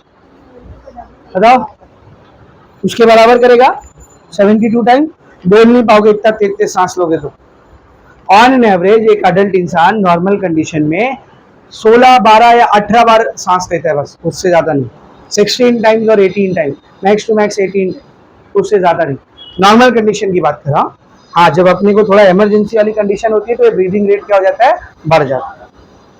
समझ आ रहा है अच्छे से? बढ़ जाता है, थोड़ा इंक्रीज हो जाता है, फास्ट हो जाता है। Is it very much clear? तो आपको वन ब्रीथ का डेफिनेशन दिया है वहां पे, पेज नंबर 156 पर आओ, एकदम लास्ट लाइन में देखो, one inspiration and one expiration makes one breath. मिला? One inspiration and one expiration makes one breath. अगर आपसे पूछा डिफाइन वन ब्रीथ तो आपको ये लिखना है। समझा? अच्छा, ब्रीदिंग रेट नहीं दिया आपको, रेट ऑफ ब्रीदिंग नहीं दिया हुआ, चाहिए तो वहीं नीचे लिख लो, rate of breathing 16 to 18 times per minute, ऐसा लिख लो, या 12 to 18 टाइम्स पर मिनट ऐसा लिखो। 12 से 18 बार, 12 से 18 पर मिनट लिखना है ऐसा। 12 to 18 टाइम्स पर मिनट, ये अपना नॉर्मल ब्रीदिंग रेट है। तो यहाँ पर 4 में से पहला स्टेप खत्म हो गया अपना, कौन सा? ब्रीदिंग। अब सेकंड स्टेप का नाम क्या बेटा? सेकंड स्टेप का नाम क्या बोल? एक्सटर्नल रेस्पिरेशन, जिसमें अल्विलाई और ब्लड के बीच में ब्लड ऑक्सीजन और कार्बन डाइऑक्साइड का एक्सचेंज होगा। तो इसको लिखो जल्दी से, फिर वो एक्सप्लेन कर लेंगे इसको। अगर एक्सटर्नल रेस्पिरेशन के प्रोसेस में अल्विलाई और ब्लड के बीच में गैसियस एक्सचेंज होता है। अल्विलाई में मौजूद एयर के अंदर जो ऑक्सीजन है वो ब्लड में जाती है, और ब्लड में मौजूद जो कार्बन डाइऑक्साइड है वो अल्विलाई में आती है। अब ये होता कैसे उसको समझते हैं, लेकिन इसको समझने से पहले थोड़ा सा आपको एक वर्ड समझना पड़ेगा, दैट इज पार्शियल प्रेशर। क्या बेटा? Partial pressure. अब ये पार्शियल प्रेशर किसको बोलते हैं, ठीक है ना, समझो जरा, पार्शियल प्रेशर किसको बोलते हैं। समझ, एक बीकर है, इसके अंदर एक गैस भरी हुई है, गैस ए। कौन सी गैस है बोल? गैस, खाली एक ही गैस है, गैस है। तो जितने भी मॉलिक्यूल रहेंगे सब के सब किसके रहेंगे? एक ही मॉलिक्यूल रहेंगे। अब आपने नोटिस किया कि बीकर के अंदर गैस जो टोटल प्रेशर लगा रही है उसकी वैल्यू है लेट्स से 5 न्यूटन पर मीटर स्क्वायर। कितनी वैल्यू है? 5 न्यूटन पर मीटर स्क्वायर। ये बीकर के अंदर गैस के सारे मॉलिक्यूल मिलके जो प्रेशर लगा रहे वो है। अच्छा, कौन से मॉलिक्यूल है जो ये प्रेशर लगा रहे हैं? एक ही मॉलिक्यूल है ना। अब मैं क्या करता है, दूसरा बीकर लेता हूँ, पर इसके अंदर जो गैस भरी हुई है वो खाली एक ही नहीं है, इसके अंदर एक ही गैस भी है, बी नाम के मॉलिक्यूल की गैस भी है और सी नाम की गैस भी है। यानी टोटल कितनी गैसेस भरी हुई है इसमें? 3 गैसेस भरी हुई, ए बी और सी। ए भी है, ठीक है, बी भी है और सी भी है। अब मैंने क्या किया, इस बीकर के अंदर ये सब मिल करके, पूरी गैस मिल करके जो टोटल प्रेशर लगा रही वो मैंने निकाल लिया। तो यहाँ पर जो टोटल प्रेशर लग रहा है, ध्यान से सुना, जो टोटल प्रेशर लग रहा है उसकी वैल्यू है लेट्स से 8 न्यूटन पर मीटर स्क्वायर। कितनी है? 8 न्यूटन पर मीटर स्क्वायर। यहाँ पे टोटल प्रेशर कितना लग रहा था? 5 न्यूटन पर मीटर स्क्वायर। यहाँ पे टोटल प्रेशर कितना लग रहा है? 8 न्यूटन पर मीटर स्क्वायर। तो जब मैंने आपसे पूछा था कि बेटा ये जो 5 न्यूटन पर मीटर स्क्वायर का प्रेशर है, टोटल प्रेशर, ये कौन सी गैस लगा रही है, आपने क्या जवाब दिए थे? ए। अब मैं पूछ रहा हूँ, ये जो 8 न्यूटन पर मीटर स्क्वायर का प्रेशर है, ये कौन सी गैस लगा रही है? ए लगा रही है सिर्फ? नहीं, बी, सी, तीनों मिल के लगा रहे हैं। तो अगर मैं आपसे क्वेश्चन कर लूं कि सिर्फ ए की वजह से कितना प्रेशर लग रहा है वो बताओ, सिर्फ बी की वजह से कितना प्रेशर लग रहा है वो बताओ, सिर्फ सी की वजह से कितना प्रेशर लग रहा है वो बताओ, तो वो 8 रहेगा क्या? 8 से कम रहेगा, है कि नहीं? तो जब बहुत सारी गैसेस होती है मिलके कुछ ना कुछ प्रेशर लगा रही होती है, उसमें जब किसी एक इंडिविजुअल गैस का प्रेशर पूछा जाता है ना, तो उसको पार्शियल प्रेशर बोलते हैं। उसको क्या बोलते हैं? Partial pressure. मतलब यहाँ पर पार्शियल प्रेशर ऑफ ए क्या रहेगा बता? इस पूरे 8 न्यूटन पर मीटर स्क्वायर के प्रेशर में, इस पूरी गैस में सिर्फ ए का मॉलिक्यूल जितना प्रेशर लगा रहा है ना, उसको बोलेंगे पार्शियल प्रेशर ऑफ ए। सिर्फ बी का मॉलिक्यूल जितना प्रेशर लगाएगा, पार्शियल प्रेशर ऑफ बी। और सिर्फ सी का मॉलिक्यूल जितना प्रेशर लगाएगा, पार्शियल प्रेशर ऑफ सी। तो ध्यान से देखना, मेरे को बताना, अगर मैं ए के पार्शियल प्रेशर को, बी के पार्शियल प्रेशर को और सी के पार्शियल प्रेशर को, ये पीपी मतलब पार्शियल प्रेशर, ए का पार्शियल प्रेशर, बी का पार्शियल प्रेशर, सी का पार्शियल प्रेशर, तीनों को अगर मैं ऐड कर दूं, क्या आंसर आएगा? 8। ये तीनों मिलकर के 8 न्यूटन पर मीटर स्क्वायर का प्रेशर लगा रहे हैं ना। अब जरूरी नहीं तीनों इक्वल इक्वल लगा रहे हो। समझ, ए का पार्शियल प्रेशर है लेट्स से 5, ए का कितना है? 5, बी का पार्शियल प्रेशर है 2 और सी का है 1, हो गया ना 8। कितना भी हो सकता है, किसका ज्यादा किसका कम, उससे फर्क नहीं पड़ता। तो जब गैसेस का मिक्सचर होता है तो उसमें कोई एक पर्टिकुलर गैस अकेली जितना प्रेशर कंट्रीब्यूट कर रही होती है, जितना प्रेशर लगा रही होती है, उस प्रेशर को हम लोग क्या बोलते हैं? बोल, पार्शियल प्रेशर। तो आपके माइंड में पार्शियल प्रेशर का कंसेप्ट एकदम अच्छे से क्लियर हुआ। अब आप सोचेंगे सर यहाँ पे क्यों पढ़ा रहे हो आप मुझे पार्शियल प्रेशर? बेटा जब हम लोग इंस्पिरेशन कर रहे हैं, इनहेल कर रहे हैं, कौन सी चीज अंदर लेके जा रहे हैं हम लोग? Air, not only oxygen. क्या लेके जा रहे हैं हम लोग? एयर। एयर में खाली ऑक्सीजन नाम की गैस है क्या? Air is a mixture of gases. Air क्या है? बोल, मिक्सचर ऑफ गैसेस। इसमें ऑक्सीजन भी है, इसमें कार्बन डाइऑक्साइड भी है, इसमें नाइट्रोजन गैस भी है, आर्गन गैस भी है, अलग अलग तरीके की गैस, अलग अलग तरीके की गैस है। तो अभी इन सारी गैसेस का मिला जुला के कुछ ना कुछ प्रेशर होगा जो एयर अंदर जा रही है। अब उसमें अकेले ऑक्सीजन का जितना प्रेशर रहेगा उसको क्या बोलेंगे? बोल, partial pressure of oxygen. Sir atmosphere का समझा, एटमॉस्फेयर से एयर अंदर जा रही है। ब्लड में कहां से आया पार्शियल प्रेशर? तो बेटा ब्लड में क्या खाली एक ही गैस है? अपने ब्लड में भी तो 2 गैस है ना, लंग से गई हुई ऑक्सीजन और सेल से आ रही कार्बन डाइऑक्साइड। कितनी गैस है? 2 है ना, दोनों का मिक्सचर है कि नहीं? तो अब इन दोनों में सिर्फ ऑक्सीजन जितना प्रेशर लगा रहा होगा, पार्शियल प्रेशर ऑफ ऑक्सीजन। सिर्फ कार्बन डाइऑक्साइड जितना प्रेशर लगा रहा होगा, partial pressure of carbon dioxide. इसी तरह जब सांस लेकर के एयर अंदर लेके जा रहे हैं तो उस एयर में मौजूद ऑक्सीजन अकेले जितना प्रेशर लगा रहा है, partial pressure of oxygen. Carbon dioxide जितना पार्शियल प्रेशर लगा रहा है, partial pressure of carbon dioxide. तो बेटा पार्शियल प्रेशर का कंसेप्ट एकदम अच्छे से समझ में आ गया। पार्शियल प्रेशर होता क्या एकदम अच्छे से समझा। अभी आपको एकदम अच्छे से समझा, देख सब बोर्ड पर देखेंगे। हाँ, तो अल्विलाई से ऑक्सीजन ब्लड में क्यों जाता है वो देखना अपने को, ब्लड से कार्बन डाइऑक्साइड अल्विलाई में क्यों आता है वो देखना अपने को। इससे पहले भी मैंने आपको लास्ट लेक्चर में एक चीज बताया था, पल्मनरी आर्टरी और पल्मनरी वेन के बारे में। याद करो, इधर देख, इधर बोर्ड पर देख, ये आपका हार्ट है, दिल, ठीक है ना, and this is your lung. ठीक है बेटा, lungs, this is heart and this is lungs. तो खून की वो नस, ध्यान से सुनना, खून की वो नस जो ब्लड को लेकर के लंग्स के पास जाती है, ब्लड को लेकर के कहा जाती है बोल, लंग्स के पास। हार्ट से निकली और कहां गई, लंग्स में। हार्ट से निकली और कहां गई, लंग्स में गई। इस नस का नाम है पल्मनरी आर्टरी। इस नस का नाम क्या बोल, पल्मनरी आर्टरी। और खून की वो नस जो लंग्स से ब्लड को लेकर के हार्ट में रिटर्न आती है, लंग्स से ब्लड को लेकर के हार्ट में रिटर्न आती है, इस नस को बोलते हैं पल्मनरी वेन। इसको क्या बोलते हैं बोल, पल्मनरी वेन्स। अब आपने आर्टरी और वेन्स का फंडा पहले भी पढ़ा है, आर्टरी वेन पहली बार सुन रहे हो क्या? 8, 9, 10 में भी आपने सुना होगा आर्टरी वेन। दो टाइप की खून की नस होती है अपने पास, आर्टरी और वेन। आर्टरी और वेन, शरियान वरीद, पढ़े हो ना? आर्टरी में से कौन सा खून ब्लड पास होता है, ऑक्सीजन वाला। आर्टरी, आर्टरी इधर, इसको छोड़ दे, डायग्राम छोड़ दे, खत्म। नॉर्मल बॉडी में नॉर्मली आर्टरी में से कौन सा ब्लड पास होता है बोल, ऑक्सीजनेटेड। और वेन में से डीऑक्सीजनेटेड। करेक्ट है, करेक्ट है। आपको यही पढ़ाया गया ना, आर्टरी, बॉडी में जितनी भी आर्टरी है उसमें से ऑक्सीजनेटेड खून बहता है, और जितनी भी वेन्स है उसमें से डीऑक्सीजनेटेड खून बहता है। ये दो अकेली ऐसी आर्टरी और वेन है जो उल्टा काम करती है, उल्टा काम करती है। बॉडी की सारी आर्टरी में से कैसा खून बहता है, ऑक्सीजनेटेड। ये दिख रही पल्मनरी आर्टरी, इसमें से डीऑक्सीजनेटेड खून जाता है। कौन सा खून जाता है, डीऑक्सीजनेटेड। क्योंकि ये खून जा किसके पास रहा है बोल, लंग्स के पास। क्या करने जा रहा होगा, सैर सपाटा करने। क्या करने जा रहा है उधर, वो ऑक्सीजन लेने। तो जो चीज ऑक्सीजन लेने जा रही है मतलब उसके पास ऑक्सीजन खुद के पास नहीं है। तो बॉडी की जितनी भी आर्टरी है उसमें से ऑक्सीजन वाला खून बहता है, लेकिन वो आर्टरी जो दिल से निकल के लंग्स में जाती है, खून को लंग्स में लेकर के जाती है, वो बिना ऑक्सीजन का खून लेके जाती है, डीऑक्सीजनेटेड खून लेके जाती है। कौन सी आर्टरी, क्या नाम है इसका, पल्मनरी आर्टरी। बॉडी की जितनी भी वेन्स है उसमें से डीऑक्सीजनेटेड खून बहता है, सिवाय किसके, पल्मनरी वेन। क्योंकि ये लंग्स से जब ब्लड लेके आ रही होगी तो ऑक्सीजनेटेड ब्लड लेके आ रही होगी। भाई मेरे को एक बात बता, बॉडी की जितनी भी आर्टरी है, ध्यान से सुना, बॉडी की जितनी भी आर्टरी है वो सेल्स के पास जा रही है। किसके पास जा रही है, सेल्स के पास। ऑक्सीजन लेके जा रही है और ऑक्सीजन सेल को दे रही है। अपने आप को इमेजिन करो, तुम्हारे पास समझो जेब में थोड़े बहुत पैसे हैं, 1000, 2000, 5000। अब आपके सामने कोई गरीब है तो आप उसको 5-10 रुपए क्या करेंगे, दान दे देंगे। ज्यादा बड़ा दिल रहेगा तुम्हारा तो 100, 200, 500 दान दे देंगे, है कि नहीं? लेकिन यही 10,000 रुपया जेब में रख के तुम्हारे सामने अंबानी खड़ा रहेगा तो उसको दान देंगे तुम लोग? अंबानी को दान देते शर्म नहीं आएगी तुमको? उसको पैसा चाहिए क्या, नहीं। अंबानी के पास क्या करने जाएंगे हम लोग, पैसा मांगने जाएंगे।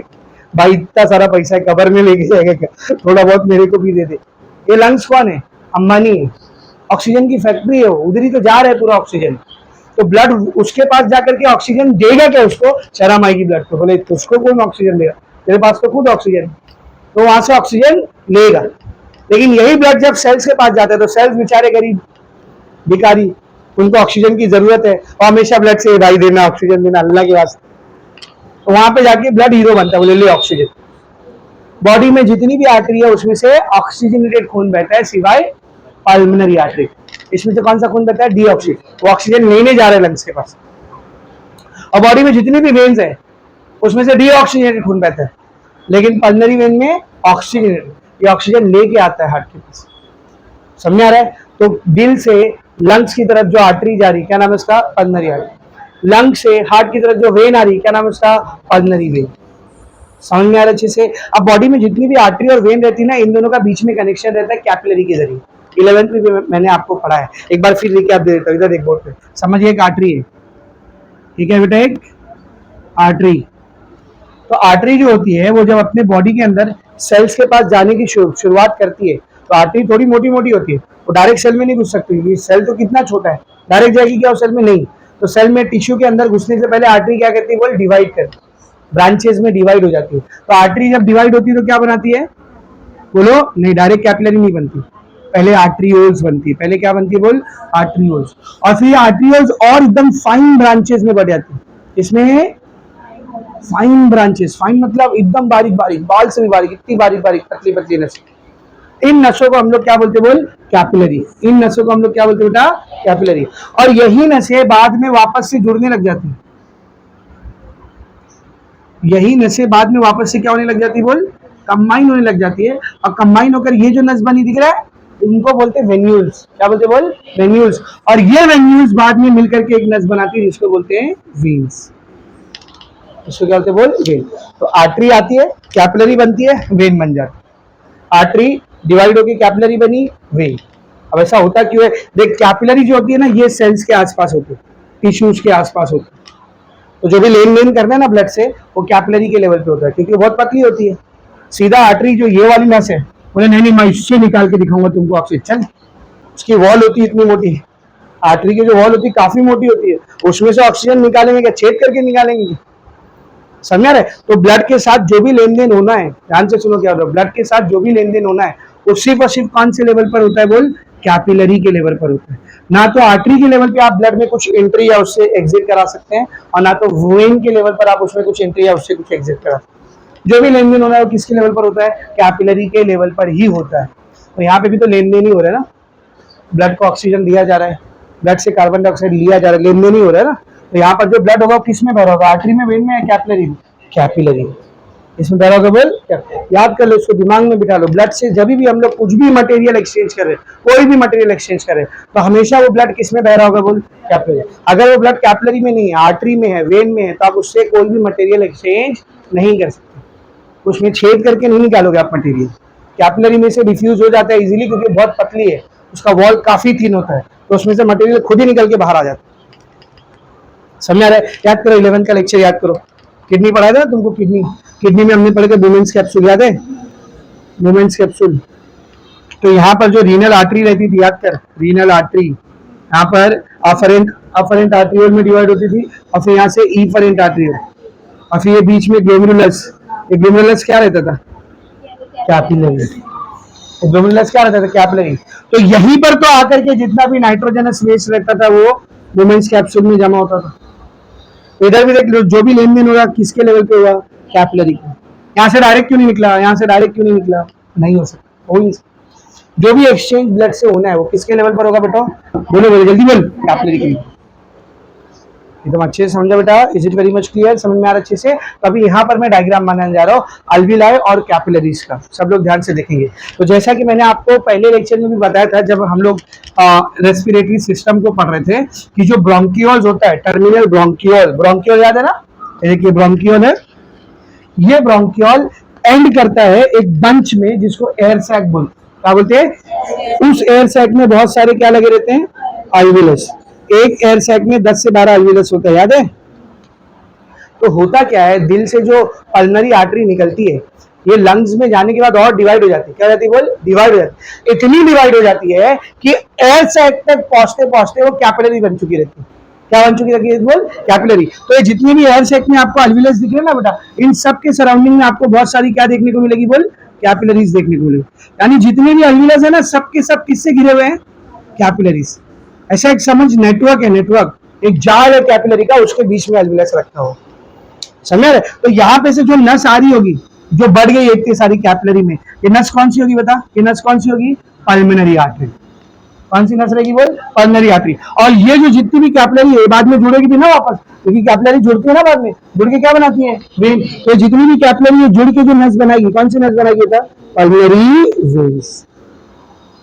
समझा अच्छे से? तो ये क्या बेटा बोल? ये क्या है बोल? Pulmonary artery. और ये क्या बोल? Pulmonary vein. ये पल्मोनरी वेन है। यहां पे जो खून आ रहा है, समझ आ, जरा ध्यान से देखना बेटा, बहुत ध्यान से सोच समझ के जवाब देना। यहाँ पे जो खून आ रहा है, कहां से आ रहा है?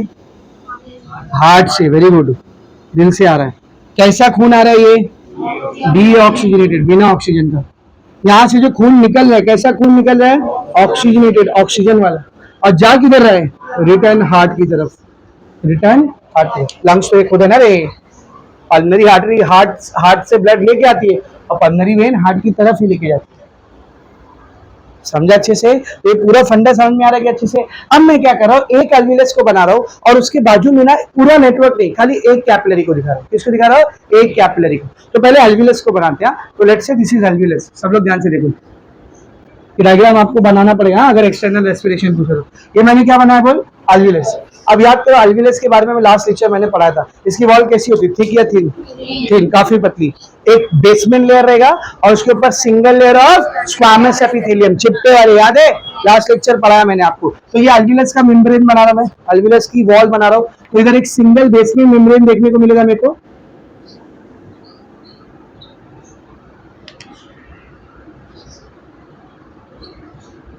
तो अल्विलस का जब मैं मेम्ब्रेन देखूंगा तो उसमें सबसे पहले मुझे एक सिंगल पतला सा बेसमेंट मेम्ब्रेन देखने को मिलेगा, और इस बेसमेंट मेम्ब्रेन के ऊपर क्या रहेगा, स्क्वामस एपिथेलियम का कितना लेयर, सिर्फ एक लेयर। सोच कितना पतला है वो, सेल का सिर्फ कितना लेयर है, ओनली वन लेयर। सेल बहुत बड़ी चीज है क्या, सेल कितनी छोटी चीज है, उसका सिर्फ कितना लेयर है, यहाँ पर एक सिंगल लेयर है। तो यहाँ पर एक सिंगल लेयर आपको देखने को मिलेगा। कौन सा एपिथेलियम है ये, स्क्वामस एपिथेलियम।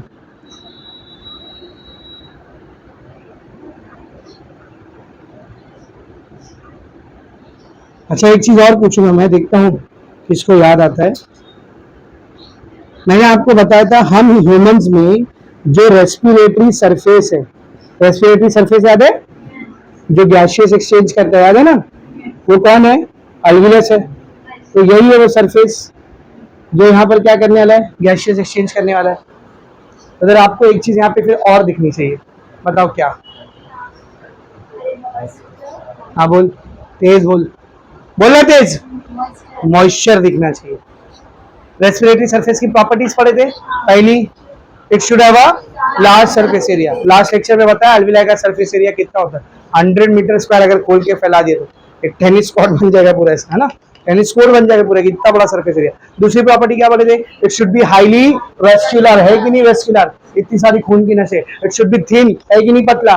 आखिरी प्रॉपर्टी क्या थी, इट शुड नहीं, आखिरी last property, it should be moist, liquid होना चाहिए उधर। क्यों, मॉइस्चर के प्रेजेंस में ऑक्सीजन कार्बन डाइऑक्साइड डिसॉल्व होकर इजीली एक्सचेंज हो जाए।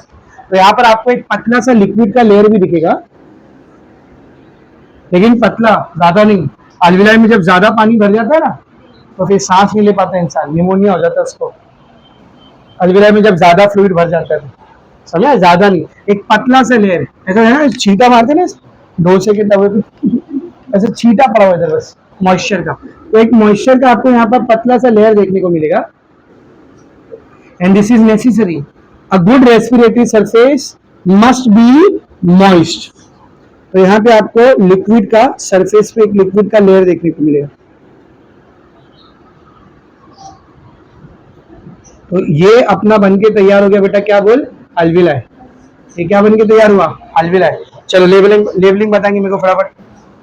What is this, squamous epithelium, squamous epithelium. ये क्या है, बेसमेंट मेम्ब्रेन, और ये जो ऊपर दिखा है टॉप पे, सरफेस फ्लूइड। क्या लिखेंगे, सरफेस फ्लूइड, सरफेस के ऊपर मौजूद फ्लूइड। तो ये जो पूरा मेम्ब्रेन बन के तैयार हुआ है, जो पूरा मेम्ब्रेन बन के तैयार हुआ है, किसका मेम्ब्रेन है ये, अल्विलाई का। किसका मेम्ब्रेन है बोल, अल्विलाई का। तो अल्विलार मेम्ब्रेन, किसका मेम्ब्रेन है ये, अल्विलार मेम्ब्रेन। अब हर अल्विलाई को किसने घेर रखा है, कैपिलरी ने। अब दूसरा जो लेयर में दिखा रहा हूँ कैपिलरी का दिखा रहा हूँ। अच्छा कैपिलरी खुद कैसी होती है बता, काफी बारीक होती है, तो उसका वॉल कैसा होता है, थिक या थिन, थिन। कैपिलरी का वॉल खुद भी कैसा होता है, काफी थिन होता है। सर कितना थिन होता है, सेम इतना ही। कैपिलरी को भी आप काट के उसकी वॉल देखोगे ना तो आपको एक सिंगल बेसमेंट मेम्ब्रेन देखने को मिलेगा, और उसके ऊपर एक single layer of squamous epithelium, same ऐसे। तो कैपिलरी भी ऐसी है। तो बाजू में एक कैपिलरी बना रहा हूं, देख मैं इधर देखा सब लोग,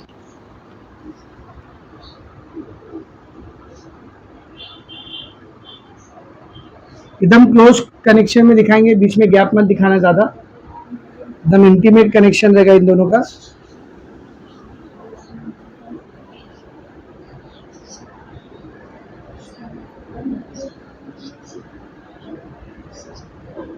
ठीक है, तो ये कैपिलरी है, दिस इज कैपिलरी।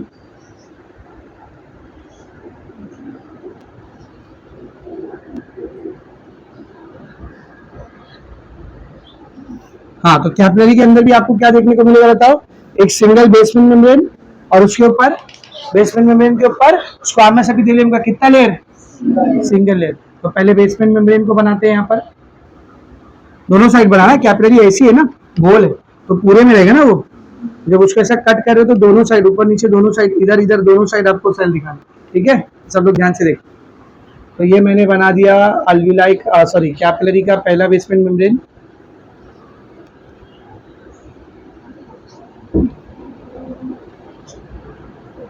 और बेसमेंट मेम्ब्रेन के ऊपर सेल का कितना लेयर दिखाएंगे बेटा? सिंगल लेयर ऑफ सेल, ठीक है। बेसमेंट मेम्ब्रेन के ऊपर स्क्वामस एपिथेलियम का सिंगल लेयर।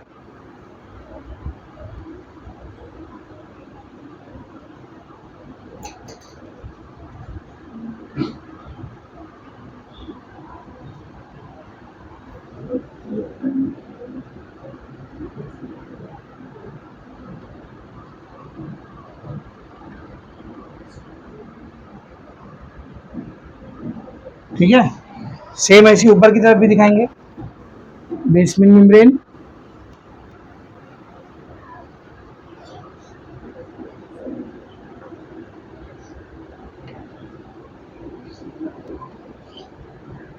बेसमेंट मेम्ब्रेन के ऊपर क्या दिखाएंगे? स्क्वामस एपिथेलियम का सिंगल लेयर।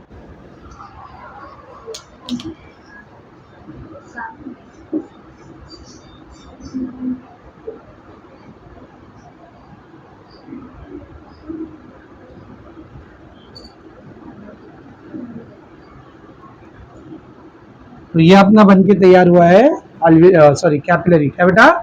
कैपिलरी।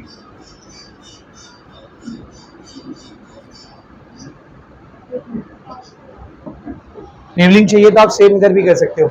ये बेसमेंट मेम्ब्रेन है और ये स्क्वामस एपिथेलियम।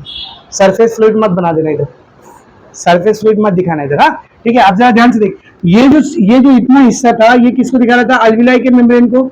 अब ये जो इतना है, जरा ध्यान से देखना, मैं किधर से लेके किधर तक बोल रहा हूँ, यहाँ से लेकर के यहाँ तक, ये किसको दिखा रहा है? कैपिलरी को। ये किसको दिखा रहा है बेटा? कैपिलरी को। और ये जो पोर्शन है, ध्यान से देख, ये जो पूरा पोर्शन है जो क्लोज कॉन्टैक्ट में है, कौन कौन सा लेयर आ रहा है? कौन कौन सा लेयर आ रहा है सर? अल्विलाई का पूरा लेयर आ रहा है और कैपिलरी का जस्ट जो कॉन्टैक्ट वाला लेयर है वो आ रहा है। ये इतने लेयर को हम लोग बोलते हैं रेस्पिरेटरी सरफेस। ये यहाँ पर किसका काम कर रहा है बोल?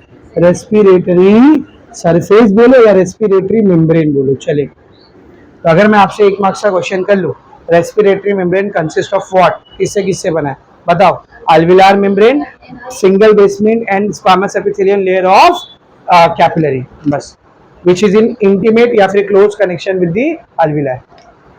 समझ में आ रहा है? अब बताओ अल्विलाई में ऊपर से क्या आ रही होगी? एयर। अल्विलाई में ऊपर से क्या आ रही है? एयर।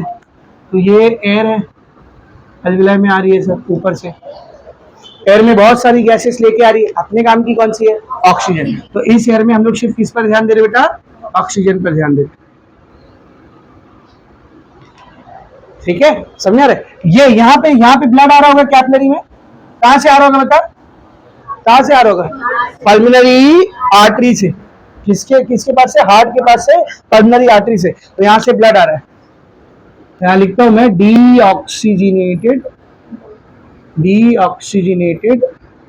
ब्लड फ्रॉम, बोलो, पल्मोनरी आर्टरी। पल्मोनरी आर्टरी से आता हुआ डीऑक्सीजनेटेड ब्लड। तो ये बीच में ब्लड को दिखाते हैं, इधर देख ब्लड को दिखा रहा हूं।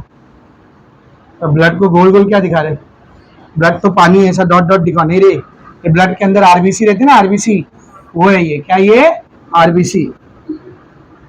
आरबीसी के साथ डब्ल्यूबीसी भी होता है, प्लेटलेट भी होता है, सब नहीं दिखा रहा हूं मैं, खाली आरबीसी दिखा रहा हूं। क्यों सर? सबसे ज्यादा क्वांटिटी में वही रहता है, समय अच्छी से, तो आरबीसी को दिखा रहे हैं हम लोग। तो ये अपना ब्लड है।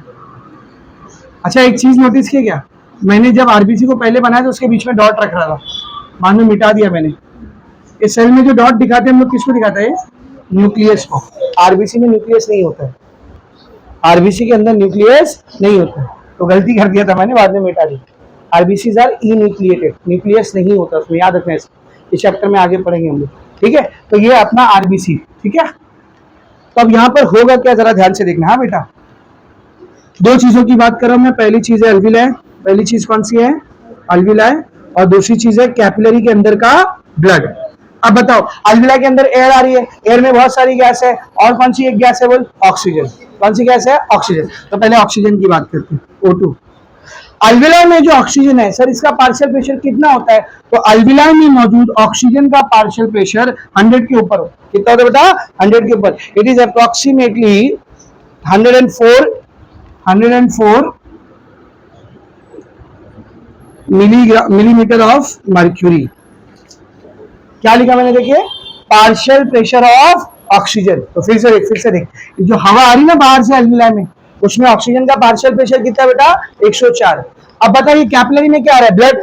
ब्लड में भी गैस होती है, कौन सी, ऑक्सीजन और कार्बन डाइऑक्साइड। तो उसमें भी तो ऑक्सीजन का कुछ ना कुछ पार्शियल प्रेशर होता होगा। तो ब्लड के अंदर जो ऑक्सीजन है उसका पार्शियल प्रेशर रहता है 40 mm of Hg। कितना रहता है बोल, 40 mm of Hg। तो ये ऐसा नहीं कि इस ब्लड में बिल्कुल भी ऑक्सीजन नहीं है, लेकिन कम है। कितना प्रेशर है उसका, 40 mm of Hg। अब बाहर अल्विलाई में जो एयर आई है, कितना प्रेशर है उसका, 104 mm of Hg। तो यहाँ भी ऑक्सीजन, यहाँ भी ऑक्सीजन, इधर 40 mm of Hg के प्रेशर पे, इधर 104 mm of Hg के प्रेशर पे। प्रेशर का क्या आ रहा है, डिफरेंस। अपने आप गैस क्या करेगी, ऑक्सीजन क्या करेगी बोल, हाई प्रेशर से लो प्रेशर की तरफ डिफ्यूज होगी, और इजीली हो भी जाएगी, क्योंकि बीच में जो लेयर है वो काफी कैसा है, थिन है। तो अपने आप यहां से ऑक्सीजन पार्शियल प्रेशर के डिफरेंस की वजह से, किसकी वजह से, डिफरेंस को थोड़ी और अच्छी भाषा में हम लोग बोलते हैं ग्रेडियंट। क्या, ग्रेडियंट। समझ आ रहा है। 104 का पार्शियल प्रेशर है अल्विलाई के अंदर मौजूद एयर में, और 40 का पार्शियल प्रेशर है ब्लड के अंदर मौजूद ऑक्सीजन। समझ रहे। तो यहाँ पर ऑक्सीजन के पार्शियल प्रेशर का ग्रेडियंट बना है, डिफरेंस बना है। तो ऑक्सीजन जो है वो हाई प्रेशर से किधर आने लगेगी बोल, लो प्रेशर, यानी अल्विलाई से कहां पर बोल, ब्लड के अंदर। ये तो बात हो गई ऑक्सीजन की। ये किसकी बात हो गई, ऑक्सीजन। अब किसकी बारी, कार्बन डाइऑक्साइड की। अब किसकी बारी, कार्बन डाइऑक्साइड। तो सर कार्बन डाइऑक्साइड का पार्शियल प्रेशर कितना रहता है सर, तो बेटा ध्यान से सुनना सब लोग। ब्लड के अंदर कार्बन डाइऑक्साइड का पार्शियल प्रेशर होता है 45 mm of Hg। कितना होता है, 45 mm of Hg। प्रेशर का यूनिट है mm of Hg। ब्लड में किधर है, ब्लड में। और जो अल्विलाई में एयर आई है, जो बाहर से गई है, उसमें कार्बन डाइऑक्साइड का पार्शियल प्रेशर होता है 40 mm of Hg। कितना होता है बोल, 40 mm of Hg। सेम है या डिफरेंस है, डिफरेंस है। ज्यादा किधर है, अल्विलाई में या ब्लड में, ब्लड में। तो ब्लड में जो कार्बन डाइऑक्साइड मौजूद है ना, उसका पार्शियल प्रेशर क्या होता है, ज्यादा होता है। तो ब्लड के अंदर मौजूद कार्बन डाइऑक्साइड का, ब्लड के अंदर मौजूद कार्बन डाइऑक्साइड का पार्शियल प्रेशर ज्यादा है, अल्विलाई में मौजूद कार्बन डाइऑक्साइड का पार्शियल प्रेशर कम है। यहाँ पे भी ग्रेडियंट बन गया, कार्बन डाइऑक्साइड डिफ्यूज करेगी कहां से कहां, हाई से लो की तरफ, यानी ब्लड से अल्विलाई में। और फिर ये कार्बन डाइऑक्साइड जब हम लोग सांस छोड़ेंगे तो यहां से बाहर चले जाएगी, आउट। समझ में आ रहा है अच्छे से, is it very much clear. इसको एयर के साथ ही हम लोग एक्सहेल करते हैं, समझा अच्छे से। यहां पर पूरा प्रोसेस खत्म होता है आपका कौन सा, external respiration. Hope it is very much clear. तो आपको समझाना क्या क्या एक्सटर्नल रेस्पिरेशन के अंदर। सबसे पहले तो आप लोग ये डायग्राम बनाओ, अगर आपसे एक्सटर्नल रेस्पिरेशन पूछे तो। समझ में आ रहा अच्छे से, ठीक है ना। कुछ लेबलिंग बच गई इधर, ये अपना ब्लड है, व्हाट इज दिस, ब्लड। समझ में आ रहा है। यहाँ पे क्या दिख रहा है, देखिए यहाँ पे क्या दिख रहा है, carbon dioxide from blood to alveoli, transport of carbon dioxide, ठीक है। और यहाँ पर क्या दिख रहा है बोल, transport of oxygen from alveoli to blood. अगर आपका एक्सटर्नल रेस्पिरेशन पूछा तो आप सबसे पहले ये वाला डायग्राम लें। ये सब बनाने की जरूरत नहीं है, सब आपका एक्सप्लेनेशन था। आप सबसे पहले ये वाला डायग्राम बनाएंगे, समझा अच्छे से। अब लिखेंगे क्या, जरा ध्यान से सुनिए। सबसे पहले आपको बताना पड़ेगा कि अल्विलाई का लेयर कैसा होता है। So the alveoli is very thin, it consist of a single layer of basement membrane and a single layer of squamous epithelium. समझ आ रहा अच्छे से। It is in close contact with the capillary.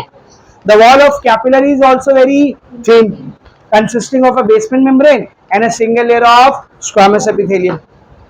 The alveolar membrane and the membrane of the capillary, which is in intimate contact with each other, together contribute the respiratory membrane. alveoli का membrane और capillary का membrane जो direct contact में है, ये दोनों मिलकर के कौन सा membrane बनाता है, देख, respiratory membrane बनाता है। सर उसके बाद आप क्या मेंशन करोगे, the air coming into the alveoli has partial pressure of oxygen equals to 104 mm of Hg. Whereas the blood coming into the capillary through pulmonary artery has partial pressure of oxygen approximately 40 mm of Hg.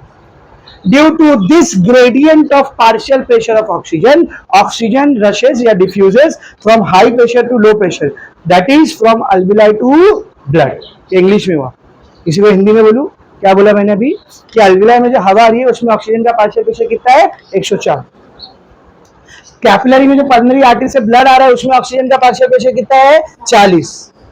तो यहाँ पर partial pressure का क्या बन चुका है gradient difference, जिस वजह से ऑक्सीजन हाई प्रेशर से लो प्रेशर पे जाएगी यानी अल्विलाई से ब्लड में. नेक्स्ट क्या समझेंगे, ध्यान से सुना. The partial pressure of carbon dioxide into the blood is approximately 45 mmHg, whereas the partial pressure of carbon dioxide in the alveolar air is 40 mmHg. Here also, due to the difference or gradient in the partial pressure, carbon dioxide diffuses from high pressure to low pressure, that is from blood to alveoli. Blood के अंदर carbon dioxide का partial pressure 45 mmHg है. अल्विलाई के अंदर भरी हुई air में carbon dioxide का पार्शियल प्रेशर 40 mmHg है. समझे अच्छे से. यहाँ पर भी पार्शियल प्रेशर का ग्रेडियंट बना है, कार्बन डाइऑक्साइड हाई से लो पे जाएगी यानी कि ब्लड से अल्विलाई के अंदर. समझ, खत्म हो गया एक्सटर्नल रेस्पिरेशन. इजी बेटा, is it very much clear. तो 4 में से 2 स्टेप अपने हो गए. होप सबको एकदम अच्छे से समझ में आया हो. अच्छा, क्या होगा अगर मैं किसी ऐसी जगह पर सांस लूं जहां पर एटमॉस्फेयर में कार्बन डाइऑक्साइड बहुत ज्यादा है, बहुत ज्यादा है कार्बन डाइऑक्साइड. तो भाई इधर देख, ये जो बीकर आपको दिख रहा है इसमें सबसे कम पार्शियल प्रेशर किसका है, सी का.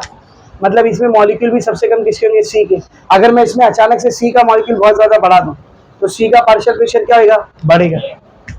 समझ रहे. तो अगर मैं ऐसी जगह पर रहने लगूं जहां पर, या ऐसी जगह सांस लूं जहां पर कार्बन डाइऑक्साइड हवा में बहुत ही ज्यादा है, तो कार्बन डाइऑक्साइड का पार्शियल प्रेशर क्या होगा बता, बढ़ेगा.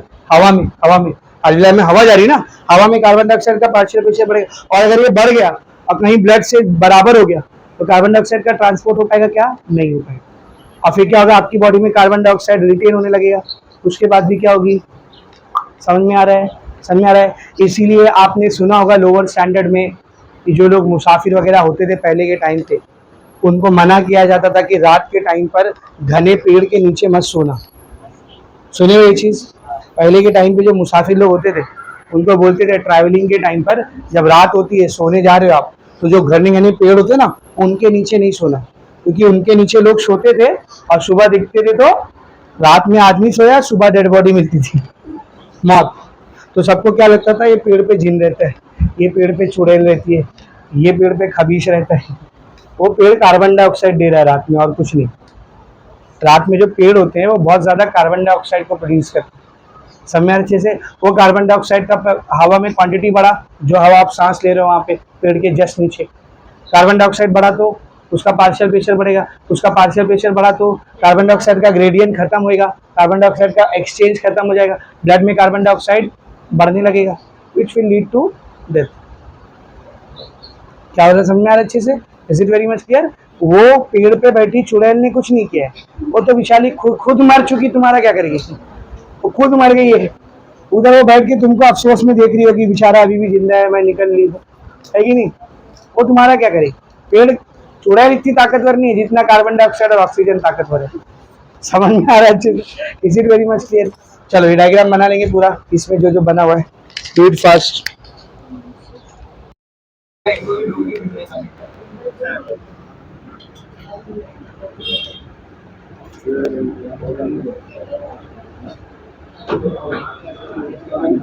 चलो बोर्ड पर देखो.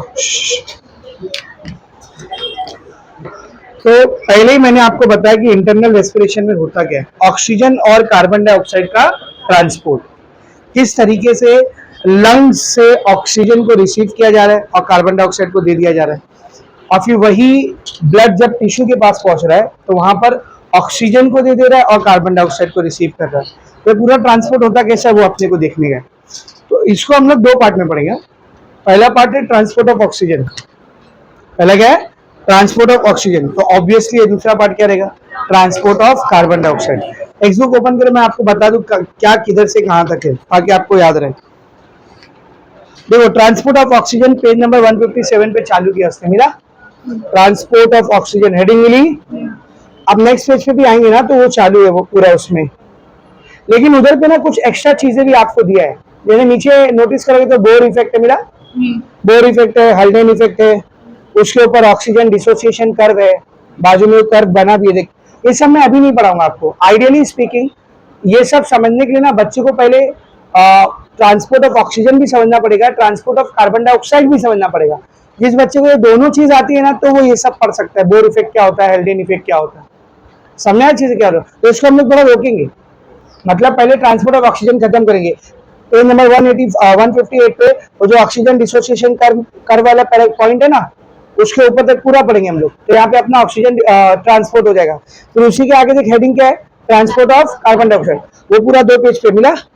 159 160 पे आगे खत्म हुआ, देख मिला। और जब ये दोनों खत्म हो गए ना तब हम लोग क्या करेंगे, हाल्डेन इफेक्ट और बोर इफेक्ट और ऑक्सीजन डिसोसिएशन कर्व, ये 3 टॉपिक पढ़ेंगे। अगर आपसे ट्रांसपोर्ट ऑफ ऑक्सीजन पूछा ना तो उसमें हाल्डेन इफेक्ट बोर इफेक्ट समझाने की जरूरत नहीं है, खाली ऑक्सीजन ट्रांसपोर्ट को समझाओ बस। हाल्डेन इफेक्ट बोर इफेक्ट पूछेगा तो अलग से उसका नाम लेके पूछेगा, explain Haldane effect, explain Bohr's effect, explain oxygen dissociation curve, ऐसा अलग से पूछेगा। लेकिन अगर ऐसा पूछा एक्सप्लेन ट्रांसपोर्ट ऑफ ऑक्सीजन तो आपको सिर्फ ऑक्सीजन ट्रांसपोर्ट ही समझाना है, जितना अभी मैं समझाने जा रहा हूँ। तो हम लोग पहले ट्रांसपोर्ट ऑफ ऑक्सीजन पढ़ेंगे, उसके बाद ट्रांसपोर्ट ऑफ कार्बन डाइऑक्साइड, और फिर ये दोनों समझाने के बाद मैं आपको समझाऊंगा हाल्डेन इफेक्ट क्या है, बोर इफेक्ट क्या है और ऑक्सीजन डिसोसिएशन कर्व क्या है। एकदम अच्छे से समझा रहे। आपके टेक्स्ट बुक में से बीच में डाल दिया हाल्डेन इफेक्ट बोर इफेक्ट को, ऐसा नहीं करेंगे हम लोग। पहले दोनों ट्रांसपोर्ट कंप्लीट करते हैं फिर उसको पढ़ेंगे। एक टॉपिक और मैं पीछे का छोड़ के आ रहा हूँ, कौन सा मालूम, पेज नंबर 157 पे बहुत चुप्पे से कन्नी मारा मैं, तुम लोग देखे नहीं, ऐसे टीचर वगैरह हो रहा थे तुम लोग। 157 पे एक ब्लू कलर का बॉक्स है, देख उधर कुछ लिखा नहीं है, डू यू नो या फाइंड आउट, रिमेम्बर, ऐसा कुछ लिखा नहीं है, वो चैप्टर का हिस्सा है। समझ आ रहा है, कुछ लिखा है क्या उधर, नहीं, वो चैप्टर का हिस्सा है। क्या ऊपर मिला देख, पल्मोनरी वॉल्यूम्स एंड कैपेसिटी, ये मैंने जानबूझ के रोका है। पहले मैकेनिज्म के चारों स्टेप पढ़ लेते हैं, उसके बाद मैं आपको ये अलग से पढ़ाऊंगा। अभी बीच में वो पढ़ो फिर तीसरा स्टेप कंटिन्यू करेंगे, मजा नहीं आएगा। पहले चारों स्टेप पूरा खत्म करते हैं फिर वॉल्यूम्स को पढ़ेंगे। समझ आ रहा अच्छे से। फिलहाल अभी इंटरनल रेस्पिरेशन में मैं क्या स्टार्ट कर रहा हूँ, ट्रांसपोर्ट ऑफ ऑक्सीजन। क्या देख रहे बेटा हम लोग, ट्रांसपोर्ट ऑफ ऑक्सीजन। ऑक्सीजन और कार्बन डाइऑक्साइड का ट्रांसपोर्ट पढ़ने से पहले आपको थोड़ा सा ब्लड के बारे में नॉलेज होनी चाहिए बेटा। लोअर स्टैंडर्ड में, पिछले स्टैंडर्ड्स में आप ब्लड के बारे में पढ़ के आ रहे हो, इसी चैप्टर में हम लोग यहाँ पे भी डिटेल में पढ़ेंगे, ठीक है ना। अभी बस एक क्विक रिव्यू मैं आपको दे रहा हूँ। हमारा जो ब्लड होता है, ब्लड, इसको हम लोग 2 पार्ट में बांट सकते हैं, फिजिक्स के लेक्चर में भी बताया था, याद है। ब्लड को हम लोग 2 पार्ट में बांट सकते हैं। ब्लड का एक हिस्सा होता है जो कि लिक्विड होता है और एक हिस्सा होता है जो कि सॉलिड होता है। दोनों अलग अलग नहीं होते, दोनों मिक्स होता है, डिसॉल्व होता है। इसलिए आप जब ब्लड को देखते हो तो ऐसा लगता है बस एक लिक्विड है जो बह रहा है, थोड़ा सा गाढ़ा। गाढ़ा क्यों है, क्योंकि इसमें क्या मिक्स है, सॉलिड मिक्स। उसमें से सॉलिड पार्ट अलग कर दोगे ना तो भी पानी की तरह पतला हो जाएगा। समझना अच्छे से। तो ब्लड का 2 हिस्सा, एक लिक्विड और एक सॉलिड। ब्लड का जो लिक्विड पार्ट होता है इसको प्लाज्मा कहते हैं। इसको क्या कहते हैं बेटा, बोल, प्लाज्मा। ब्लड का लिक्विड पार्ट क्या कहलाता है, प्लाज्मा। और ब्लड का जो सॉलिड पार्ट होता है इसको ब्लड सेल्स कहते हैं। क्या कहते हैं, बोल, ब्लड कॉर्पस्कल्स भी बोलते हैं उसको, या फॉर्म्ड एलिमेंट भी बोलते हैं उसको। आगे चैप्टर में डिटेल में देखेंगे। अभी आम भाषा में क्या बोलते हैं उसको, ब्लड सेल्स। अगर आप अपने ब्लड में से ब्लड सेल्स को निकाल दो तो खाली क्या बचेगा, प्लाज्मा। हल्के पीले रंग का पानी जैसा दिखेगा, ये भी स्ट्रॉ येलो कलर का। समझ में आ रहा है अच्छे से, ठीक है ना। तो ब्लड में अपना प्लाज्मा, ब्लड सेल दोनों मिक्स होता है, एकदम डिसॉल्व होता है। अब अगर मैं बात करूं प्लाज्मा की, तो सर प्लाज्मा में क्या होता है, प्लाज्मा 90% तो पानी से ही बना हुआ है। 90% किससे बना हुआ हो, पानी से बना। बाकी उसमें कुछ प्रोटीन्स होते हैं, plasma protein, prothrombin, fibrinogen, albumin, ऐसे अलग अलग। उसके अलावा बहुत सारी चीजें होती है। जब ब्लड को चैप्टर में, इसी चैप्टर में आगे पढ़ाऊंगा तब बताऊंगा। अभी बारी किसकी, ब्लड सेल की। ब्लड सेल हमारे जो होते हैं 3 टाइप के होते हैं। ब्लड सेल कितने टाइप के होते हैं बेटा, 3। आरबीसी, फुल फॉर्म है उसका रेड ब्लड सेल या रेड ब्लड कॉर्पस्कल्स, एरिथ्रोसाइट भी बोलते हैं उसको, ठीक है। दूसरा है डब्ल्यूबीसी, व्हाइट ब्लड सेल या व्हाइट ब्लड कॉर्पस्कल्स, ल्यूकोसाइट भी कहलाते हैं, ठीक है ना। और आखिरी है प्लेटलेट्स। आखिरी क्या है बेटा, प्लेटलेट्स। थ्रोम्बोसाइट्स भी बोलते हैं इनको। ये सब डिटेल में हम लोग पढ़ने वाले, डोंट वरी। शॉर्ट में मैं अभी आपको बताता हूँ ये प्लेटलेट्स का काम क्या होता है, आपको भी पता होगा क्या काम है प्लेटलेट का। बताओ प्लेटलेट का क्या काम है, नहीं मालूम है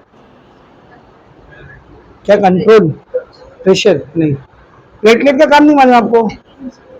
इंजरी क्या, इंजरी के आगे खून रोकना, रोकना, ये वर्ड आपके नाम पे आना चाहिए। प्लेटलेट को सुन, क्लॉट, ब्लड को क्लॉट करने का काम किसका होता है? प्लेटलेट का होता है। जब कोई हमको कट लगता है, वहां से खून बहना शुरू होता है, थोड़े टाइम में क्या हो जाता है? रुक जाता है। ऐसा कैसे रुक गया? एक पाइप इमेजिन करो, एक पाइप इमेजिन करो, उसको कहीं पे काट दोगे ऐसा, तो उसमें बहने वाला लिक्विड बाहर आने लगेगा। कब तक बाहर आएगा? जब तक जहां पर कट लगा है उसको आप ब्लॉक नहीं करते। एमसील एमसील लाके उधर चिपका दिया मैंने, इधर कौन एमसील लगाता है? अपने आप कैसे खून रुक जाता है। तो जहां पर हमको इंजरी होती है ना, उधर पर फौरन वहां पे जो प्लेटलेट्स होते हैं ना, आ करके और कुछ चीजों के साथ मिल करके वहां के ब्लड को ना सेमी सॉलिड बना देते, जेली जैसा बना देते, और बनाकर उधर ब्लॉकेज बना देते, ताकि जो ब्लड लीक हो रहा है वो रुक जाए। तो जो सेमी सॉलिड ब्लड बनता है उसको हम लोग क्या बोलते हैं? बोल, ब्लड क्लॉट। क्या बोलते हैं? अभी ये कोविड की वैक्सीन बहुत चर्चा में, पिछले एक हफ्ते से सोशल मीडिया में भी तुम लोग रील वगैरह देख रहे हैं। बोले जो जो कोविशील्ड लिया, बोले भाई मेरे को अभी टाटा बाय बाय कर दो, मैं मरने वाला, ऐसा ऐसा। अरे क्यों ऐसा हो रहा है? क्यों अचानक से ऐसा? वैक्सीन क्यों आगे पीछे में ऐसा अचानक से? यूके की कोर्ट में ना एस्ट्राजेनेका जो वैक्सीन थी कोविड की, उसके खिलाफ एक पेरेंट्स ने मतलब शिकायत डाले कि वैक्सीन लेने के बाद हमारी जो डॉटर थी उसके दिमाग में प्रॉब्लम हो गया, ऐसा वैसा। तो उन्होंने रिफंड क्लेम किया, हमको फंड दो, हमारा जो नुकसान हुआ है उसको भरपाई करके दो, ऐसा। तो फिर उस केस की हियरिंग के टाइम पे ना, जो एस्ट्राजेनेका जो वैक्सीन बनाई, उस कंपनी ने ये बात माना कि जो लोग वैक्सीन लेते हैं उनको रेयर साइड इफेक्ट के तौर पर, रेयर साइड इफेक्ट समझते हैं ना, सबको नहीं होगा, एकाध को किसी को हो सकता है, रेयर साइड इफेक्ट के तौर पर थ्रोम्बोसिस हो सकता है उनको। क्या हो सकता है? थ्रोम्बोसिस। अब ये थ्रोम्बोसिस के प्रॉब्लम में होता है क्या मालूम? बॉडी के अंदर ब्लड क्लॉट बनने लग जाता है अपने आप, बिना इंजरी के। इंजरी हुई नहीं है, खून बह रहा है और कहीं पे क्या हो जा रहा है? ब्लड क्लॉट बन जा रहा है। अब ब्लड क्लॉट बनेगा अंदर ही बहते हुए खून में, क्या करेगा? ब्लॉकेज बनाएगा ना। समझ दिल की किसी नस में ब्लड क्लॉट बन के जम गया, अभी दिल में खून नहीं आएगा, हार्ट अटैक, मर जाएगा इंसान। दिमाग में बन गया, हेमरेज, खत्म, ब्रेन डेड इंसान। समझ में आ रहा अच्छे से? तो ये मसला उधर उन्होंने एक्सेप्ट किया उसको, और वो भी उन्होंने क्या बताया? Rare side effect. और वो भी उन्होंने बताया कि 6 महीने के अंदर ही अंदर ये इफेक्ट देखने को मिलेगा, तो मिलेगा, ये बात थी। अब जैसी ये खबर इंडिया में फैली, तो एस्ट्राजेनेका का ही कॉपी था ये कोविशील्ड, तो सब बोले अपन जो जो कोविशील्ड लिए अब मर जाएंगे सब, हार्ट अटैक से सब मर जाएंगे, सब मर। अगर थ्रोम्बोसिस होता भी साइड इफेक्ट के तौर पर, तो कब होता? वो शुरू के 6 महीने। अब 2 साल बाद सबको याद आ रहा है कि मेरे को हार्ट अटैक आने वाला है, मैं मरने वाला। समझा ना? ऐसा नहीं कि वैक्सीन के साइड इफेक्ट्स नहीं होते, होते हैं, ठीक है, लेकिन कैसे साइड इफेक्ट होते हैं? वो rare side effect, rare cases में किसी को साइड इफेक्ट दिखता है। समझ आ रहा अच्छे से? और उसको सोशल मीडिया तो है ही इसीलिए, बात का पतंगड़ बनाने के लिए। और ज्यादा पब्लिक को कौन डरा दिया? Social media. बोले मीडिया पे आके सब आजकल ज्ञान बांट रहे, देख एक माइक अपने आगे लगा लेंगे और ऐसा बैठेंगे कैमरे के अंदर, लाइट के अंदर, और फिर ज्ञान बांटेंगे जैसे कितने बड़े ज्ञानी है ही नहीं। समझा अच्छे से? तो पब्लिक को खौफ में डाल दिया एकदम, बोले अभी सब मरने वाले कोविशील्ड। मेरा बड़ा वाला भाई भी कोविशील्ड लगाया था, और वो ऑलरेडी बीपी का मरीज है। मेरे को आखिर क्या होता ना, अभी अयूब सही में मर जाऊंगा, हार्ट अटैक, इसलिए तो नहीं मेरा बीपी बढ़ गया। अब उसको मैं थ्रोम्बोसिस कैसे समझाऊं, उसको रेयर साइड इफेक्ट कैसे समझाऊं? मैं बायोलॉजी का स्टूडेंट नहीं है वो, ऐसा डराने का नहीं पब्लिक। समझ में आ रहा है अच्छे से? खैर, तो प्लेटलेट्स का काम क्या होता है? बोल, ब्लड को क्लॉट करना, लेकिन कब? तब जब इंजरी लगेगी तब। दूसरा कौन है देख? WBC, इसका काम क्या होता है?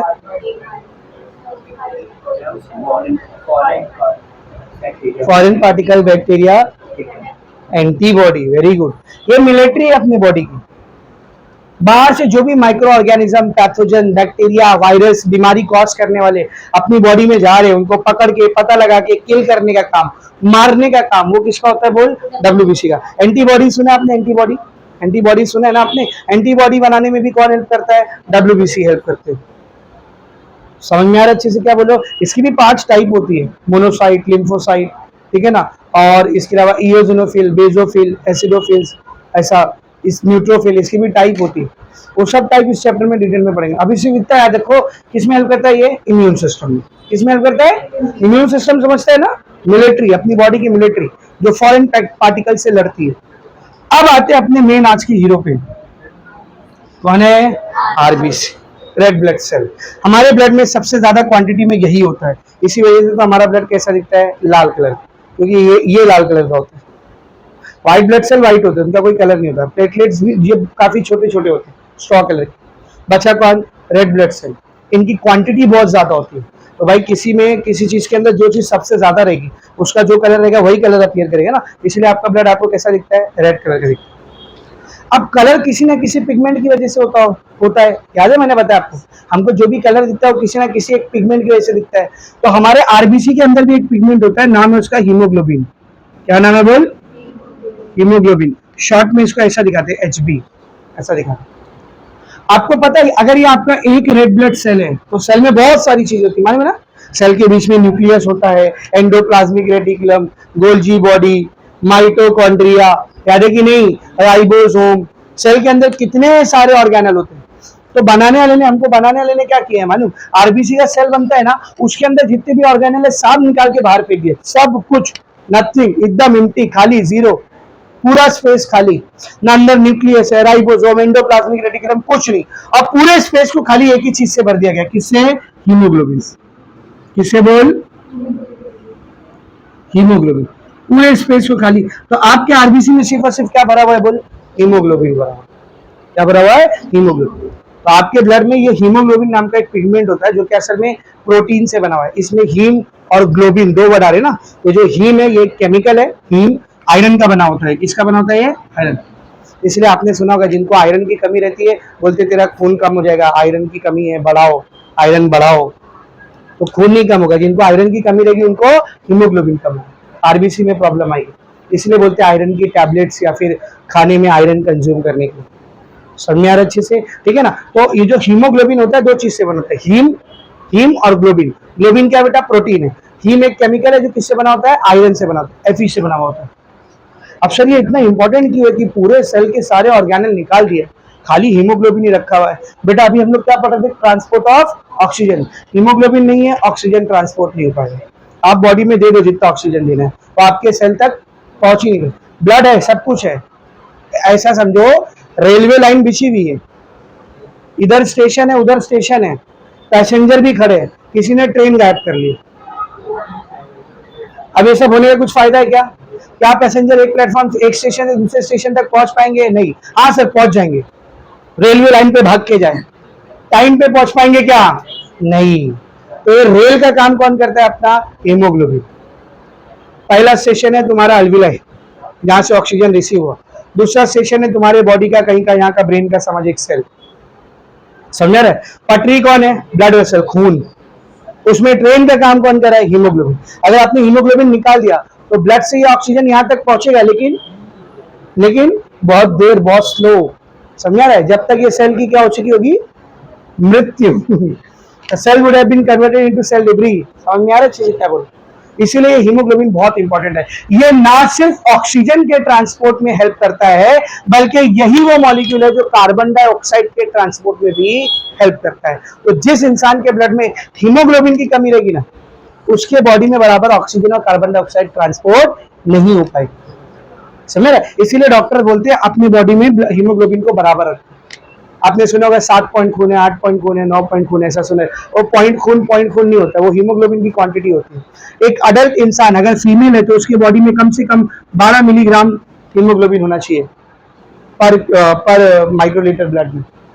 कितना, 12 मिलीग्राम। और मेल की बॉडी में 14 मिलीग्राम, 14 मिलीग्राम। तो इसी को डॉक्टर बोलता है 12 पॉइंट 14 पॉइंट होना चाहिए। अब तुम लोग अपना ब्लड टेस्ट कराओगे, उसमें 8-9 के आसपास आएगा कुछ, जैसी तुम्हारी हेल्थ है उसको देख के समझ में आता। हीमोग्लोबिन कितना है बॉडी देख के समझ में आता।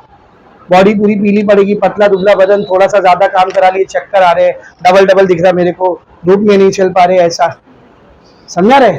क्योंकि अगर हीमोग्लोबिन की किसी को कमी है तो ऑक्सीजन कार्बन डाइऑक्साइड का ट्रांसपोर्ट बराबर नहीं होगा, एनर्जी की क्या होने लगेगी, डेफिशिएंसी। वो इंसान हमेशा वीक फील करेगा, हमेशा उसको वीकनेस फील होगी। समझ में आ रहा है क्या बोलो? तो हमेशा अपनी बॉडी में हीमोग्लोबिन को ज्यादा रखें।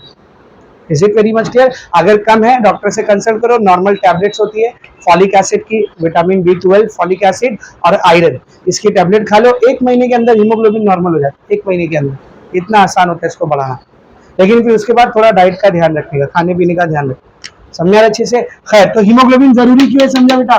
क्योंकि उसी की मदद से ऑक्सीजन और कार्बन डाइऑक्साइड क्या होने वाला है, ट्रांसपोर्ट होने वाला है। तो अब जब मैं ऑक्सीजन और कार्बन डाइऑक्साइड का ट्रांसपोर्ट पढ़ाऊंगा और मैं बोलूंगा प्लाज्मा, मैं बोलूंगा आरबीसी, मैं बोलूंगा हीमोग्लोबिन, तो इमेजिन हो जाएगा ना किसकी बात कर रहा हूं मैं। ये सारे वर्ड अभी आपको यहाँ पे बार बार सुनाई देंगे। ब्लड का जो लिक्विड मीडियम है, क्या नाम है उसका, प्लाज्मा, उसके अंदर एक सेल है, कौन सा, आरबीसी, उसके अंदर एक पिगमेंट है, एक नहीं बहुत सारे, क्या नाम है उसका, हीमोग्लोबिन। तो पहले हम लोग क्या पढ़ रहे थे, ट्रांसपोर्ट ऑफ ऑक्सीजन। तो बेटा टोटल ऑक्सीजन जो हम लोग रिसीव करते हैं अल्विलाई से, इसमें से 3% ऑक्सीजन, कितना, 3%, मतलब यानी बहुत ही कम, 3% ऑक्सीजन होता है जो प्लाज्मा के जरिए ट्रांसपोर्ट होता है। इसके जरिए, प्लाज्मा के जरिए, प्लाज्मा समझा ना, लाइक अगर ये आपकी खून की नस है, ये इसमें ब्लड भरा हुआ है, ये बीच में आरबीसी, अगर ये आपका आरबीसी है तो ये आजू बाजू में जो लिक्विड दिख रहा है आपको, क्या ये प्लाज्मा है। तो आपके ब्लड में जो ऑक्सीजन इंटर करेगा ना, इसका सिर्फ और सिर्फ कितना परसेंट, बोल, 3% है जो इस प्लाज्मा में डिसॉल्व होगा, मिल जाएगा और ट्रांसपोर्ट होगा। बाकी का बचा कितना परसेंट, 97, कितना बचा बोल, 97। ये 97% ऑक्सीजन ही आरबीसी के अंदर जाएगा और हीमोग्लोबिन के साथ मिलकर ट्रांसपोर्ट होगा। किसके साथ मिलकर ट्रांसपोर्ट होगा बोल, हीमोग्लोबिन, आरबीसी में जाएगा और हीमोग्लोबिन की मदद से ट्रांसपोर्ट होगा। 97 मतलब ऑलमोस्ट पूरा ही हो गया, वो ऑलमोस्ट पूरा ही हो गया। यानी ऑक्सीजन का ट्रांसपोर्ट डायरेक्ट किस पे डिपेंड करता है बोल, डायरेक्ट किस पे डिपेंड करता है, हीमोग्लोबिन पे। 3% ही ऑक्सीजन है जो प्लाज्मा से डायरेक्ट ट्रांसपोर्ट होता है, बाकी 97% ऑक्सीजन आरबीसी के अंदर घुसेगा और हीमोग्लोबिन की मदद से ट्रांसपोर्ट होगा। ये चीज आपको टेक्स्ट बुक में कहां लिखी, सब लोग देखेंगे, मेंशन करेंगे, इसको किधर लिखा हुआ है देखो, 157 ट्रांसपोर्ट ऑफ ऑक्सीजन, हेडिंग मिली, क्या लिखा है देख, of the total oxygen transported only 3% is transported in a dissolve state by the plasma. खाली 3% ऑक्सीजन प्लाज्मा में डिसॉल्व होकर के ट्रांसपोर्ट होता है, मिल करके ट्रांसपोर्ट होता है। Remaining 97% is bound to the haemoglobin present within the RBC. बचा हुआ पूरा 97 आरबीसी के अंदर जाता है, हीमोग्लोबिन के साथ बाइंड करता है और हीमोग्लोबिन की मदद से ट्रांसपोर्ट होता है। अब क्या होता है जब हीमोग्लोबिन से ऑक्सीजन बाइंड करता है, तो सब लोग बोर्ड पर देखेंगे बेटा, सब बोर्ड पर देखेंगे। तो हीमोग्लोबिन को देख मैं ऐसे दिखा रहा हूं, HB, जब भी मैं HB लिखूंगा इसका मतलब क्या बोल, हीमोग्लोबिन। तो अभी मैंने आपको बताया था हीमोग्लोबिन जो होता है 2 पार्ट से बना होता है, हीम पार्ट और ग्लोबिन पार्ट। तो ग्लोबिन तो प्रोटीन है, उसको छोड़ो, ये जो हीम पार्ट है किसका बना होता है, आयरन का। तो बेटा एक हीमोग्लोबिन ना आयरन के 4 मॉलिक्यूल रखता है। एक हीमोग्लोबिन में कितने आयरन होते हैं बोल, 4। तो अगर ये एक हीमोग्लोबिन है तो इसमें आयरन कितना रहेगा, 4 रहेगा। और एक आयरन एक ऑक्सीजन को रिसीव करता है, एक आयरन कितने ऑक्सीजन को रिसीव करता है, 1। तो 4 आयरन 4 ऑक्सीजन को रिसीव करेगा। तो देखो तो आपको रिएक्शन मिलेगी, Hb+4O2 मिला। तो एक हीमोग्लोबिन कितने ऑक्सीजन के मॉलिक्यूल को एक्सेप्ट करता है, 4 ऑक्सीजन के मॉलिक्यूल को एक्सेप्ट करता है। और इस पे आकर के ऐसा हीमोग्लोबिन पे आकर के ये ऑक्सीजन का मॉलिक्यूल ऐसा बाइंड कर जाएगा, बाकायदा ऐसा बॉन्ड बना लेगा, इसके साथ जुड़ जाएगा, इससे रिएक्शन होगी इधर। तो हीमोग्लोबिन पे ऑक्सीजन के 4 मॉलिक्यूल बाइंड किए, कौन से आयन की मदद से बता, Fe की मदद से। हीमोग्लोबिन पे 4 Fe के मॉलिक्यूल्स होते हैं, इसी वजह से 4 ऑक्सीजन भी बाइंड कर पा रहे हैं। समझा अच्छे से? तो हीमोग्लोबिन +4 ऑक्सीजन क्या बन गया देख, HbO2 4 मिला। इस मॉलिक्यूल को बोलते हैं ऑक्सी हीमोग्लोबिन। क्या बोलते हैं बेटा, oxy haemoglobin. What is oxy haemoglobin समझा, जब हीमोग्लोबिन को ऑक्सीजन बाइंड करता है तो जो मॉलिक्यूल बनके तैयार होता है वो क्या कहलाता है, ऑक्सी हीमोग्लोबिन। देखो ये चीज लिखी उधर, haemoglobin act as the respiratory carrier, एक कैरियर है, गैसेस को यही लेके कैरी कर रहा है, गाड़ी का काम कर रही है। It has a high affinity for oxygen, इसकी ऑक्सीजन के लिए एफिनिटी हाई है। क्या हाई है, एफिनिटी। आप सही, एफिनिटी क्या होती है, what is this affinity? Affinity मतलब विल पावर, विलनेस, विल, चाहत, तुम्हारी भाषा में बोले चाहत। अगर ये हीमोग्लोबिन है, उसके सामने एयर में बहुत सारी गैस है, कार्बन डाइऑक्साइड है, नाइट्रोजन है, आर्गन है, ठीक है ना, और ऑक्सीजन है, बहुत सारी गैस है। तो हीमोग्लोबिन सबसे ज्यादा किसके साथ बाइंड करने का चांस दिखाएगा? ऑक्सीजन के साथ, और फौरन से ऑक्सीजन के साथ रिएक्ट कर लेगा, बाकी सारे को पीछे कर देगा। समझ रहे? तो कोई एक केमिकल किसी दूसरे केमिकल के साथ रिएक्ट करने के लिए कितना जल्दी रिएक्ट करेगा, कितना जल्दी दूसरे केमिकल को हटा के इसके साथ ही रिएक्ट करेगा, इस चीज को किसमें नापा जाता है? बोल, एफिनिटी। और ये भी फिक्स नहीं होती है। जैसे मैं आपको एक मिसाल से देता हूँ, समझो तुम्हारे अम्मी अब्बा आज से 5-10 साल बाद तुम्हारी शादी कराने के लिए लेके गए, अब तुमको 3 लड़की दिखाए, लड़कों से बात करो ना, लड़कों को ही लेके जाते ना दिखाने, लड़की को तो देखने आते हैं। सोसाइटी ऐसी काम करती है ना, शायद अभी तक तो ऐसी काम करती है, आगे का पता नहीं। आगे पता चला लड़के बैठे हुए लड़की वाले आ रहे देखने में, है कि नहीं? लड़का ऐसा चाय का ट्रे लेके आ रहा है वैसा, लड़की चाय पिएगी, उसमें से निकालेगी, ये तेरी दाढ़ी का बाल है, नहीं पी रही मैं। खैर छोड़ो। कभी तुम्हारे अम्मा अब्बा तुमको लेके गए 3 लड़की के पास रिश्ता लेकर के, ठीक है ना, अभी तुमको ये तीसरी वाली ज्यादा अच्छी लगी, तो इससे शादी करने का मेरे को मतलब, इन तीनों में तुम्हारी एफिनिटी ज्यादा किसके लिए थी? ये थर्ड वाली को। लेकिन फिर तुम्हारे फुप्पा है, बोले एक रिश्ता और है, अब उसको लेके गए दिखाए, अब वो फुल एकदम कटरीना कैफ दिख रही, अब तुम्हारा मन क्या हो गया? बदल गया, बोले नहीं नहीं इसको कैंसिल करो, ये वाली। तो जब तक ये 3 थे तो इसके लिए एफिनिटी ज्यादा थी, जैसे ये चौथा आ गया, इसके लिए केमिकल के साथ भी सेम ऐसे ही होता है। केमिकल भी तुम्हारी तरह आवारा होते हैं बिल्कुल। ये केमिकल ए है, उसके सामने बी सी डी 3 केमिकल है। अब हो सकता है केमिकल ए की केमिकल बी के साथ फिलहाल इन तीनों में एफिनिटी क्या है? ज्यादा है। ये अगर बी सी डी की जगह एक चौथा केमिकल आ गया एफ, तो केमिकल ए का एफ के साथ ज्यादा एफिनिटी हो जाएगा, वो बी को छोड़ देगा, एफ के साथ ज्यादा एफिनिटी करेगा, उसके साथ बॉन्ड बना लेगा। समझ में आ रहा है मैं क्या बोल रहा हूँ? तो फिलहाल हम लोग एयर जो अंदर लेके जाते हैं, इसमें बहुत सारी गैसेस है, इन गैसेस में ऑक्सीजन की एफिनिटी किसके लिए ज्यादा है? ऑक्सीजन के साथ। लेकिन सॉरी, हीमोग्लोबिन की एफिनिटी किसके लिए ज्यादा है? ऑक्सीजन की। फिर से, ये जो एयर हम लोग अंदर लेते हैं, इसमें बहुत सारी गैसेस है, इन सारी गैसेस में हीमोग्लोबिन की एफिनिटी किसके लिए ज्यादा है? ऑक्सीजन। तो फट से किसके साथ बाइंड करता है? ऑक्सीजन के। लेकिन एक गैस ऐसी भी है जिसको हीमोग्लोबिन ऑक्सीजन से ज्यादा पसंद करता है, मतलब उस गैस की एफिनिटी हीमोग्लोबिन से ऑक्सीजन से भी ज्यादा है। उस गैस का नाम है कार्बन मोनोऑक्साइड। क्या नाम है बोल? Carbon monoxide. क्या नाम है बोल? Carbon monoxide, CO। क्या रे? CO, याद रखना इसका नाम। अगर हीमोग्लोबिन को हवा में ऑक्सीजन दिख रहा है, कार्बन डाइऑक्साइड दिख रहा है, आर्गन दिख रहा है, नाइट्रोजन दिख रहा है, किसके साथ बाइंड करेगा फटक से? ऑक्सीजन के साथ, ऑक्सीजन के साथ। लेकिन अगर इसी हवा में ऑक्सीजन भी है, कार्बन डाइऑक्साइड भी है, आर्गन भी है, नाइट्रोजन भी है, कार्बन मोनोऑक्साइड भी है, तो वो ऑक्सीजन को धोखा दे देगा, ऑक्सीजन को ठुकरा देगा। किसके साथ बाइंड करेगा बोल? Carbon monoxide. नॉर्मल एयर में मौजूद गैसेस में हीमोग्लोबिन की एफिनिटी किसके लिए ज्यादा होती है? ऑक्सीजन के लिए। लेकिन ऑक्सीजन से ज्यादा एफिनिटी हीमोग्लोबिन की किसके लिए है? Carbon monoxide. इसको याद रखना, आगे इससे रिलेटेड एक टॉपिक है, समझा रहा अच्छे से? खैर वापस से इधर आओ। तो हीमोग्लोबिन की एफिनिटी ऑक्सीजन के लिए ज्यादा होती है। It has a high affinity for oxygen and combine with it to form oxyhemoglobin. Oxygen के साथ मिलकर क्या बनाते हैं बेटा? वो बोल, oxyhaemoglobin. Theoretically, one molecule of hemoglobin has 4 Fe++ ion. एक हीमोग्लोबिन के पास आयरन के कितने आयन होते हैं? 4, ठीक है ना? Each of which can pick up a molecule of oxygen. और एक आयरन कितना ऑक्सीजन उठाता है? 1। तो 4 आयरन 4 होगा। तो एक हीमोग्लोबिन से 4 ऑक्सीजन कंबाइन हुआ, क्या बन गया बेटा? Hb4O2 मिला। ऐसा लिखो या उसके जैसा लिखो, दोनों चलता है, ऐसा भी लिखोगे तो भी Hb4O2, ठीक है? क्या नाम है इस मॉलिक्यूल का? बोल, ऑक्सीहीमोग्लोबिन। याद रखना, हीमोग्लोबिन ऑक्सीजन से मिलता है तो क्या बनाता है? ऑक्सीहीमोग्लोबिन। अभी और बहुत सारे नाम आने वाले, हीमोग्लोबिन इससे मिलेगा तो ये बनाएगा, हीमोग्लोबिन इससे मिलेगा तो ये बनाएगा। अब ये पहला नाम आया, हीमोग्लोबिन ऑक्सीजन से मिला तो ऑक्सीहीमोग्लोबिन बना। अब ये सब हुआ किधर है बोल? अल्विलाई के लेवल में। किधर बेटा? अल्विलाई। मैं इधर लिख देता हूँ, इन लंग्स। किधर हुआ ये बोल? In lungs. तो लंग्स में जैसे ही अल्विलाई से ऑक्सीजन ब्लड में जाती है, ब्लड के अंदर आरबीसी में घुसती है, हीमोग्लोबिन के साथ ऑक्सीजन कंबाइन हो जाती है और क्या बना लेती है बोल? ऑक्सीहीमोग्लोबिन। क्या बना लेती है? ऑक्सीहीमोग्लोबिन। अब समझ, तेरे पास 10 हीमोग्लोबिन है फॉर एग्जांपल, इतने कम रहेंगे नहीं रे, इतने कम रहेंगे नहीं। हीमोग्लोबिन के बहुत मॉलिक्यूल अपनी बॉडी में, समझे अच्छे से? फॉर एग्जांपल मेरे पास ब्लड में 10 हीमोग्लोबिन के मॉलिक्यूल है, तो एक हीमोग्लोबिन कितने ऑक्सीजन से कंबाइन होता है? 4।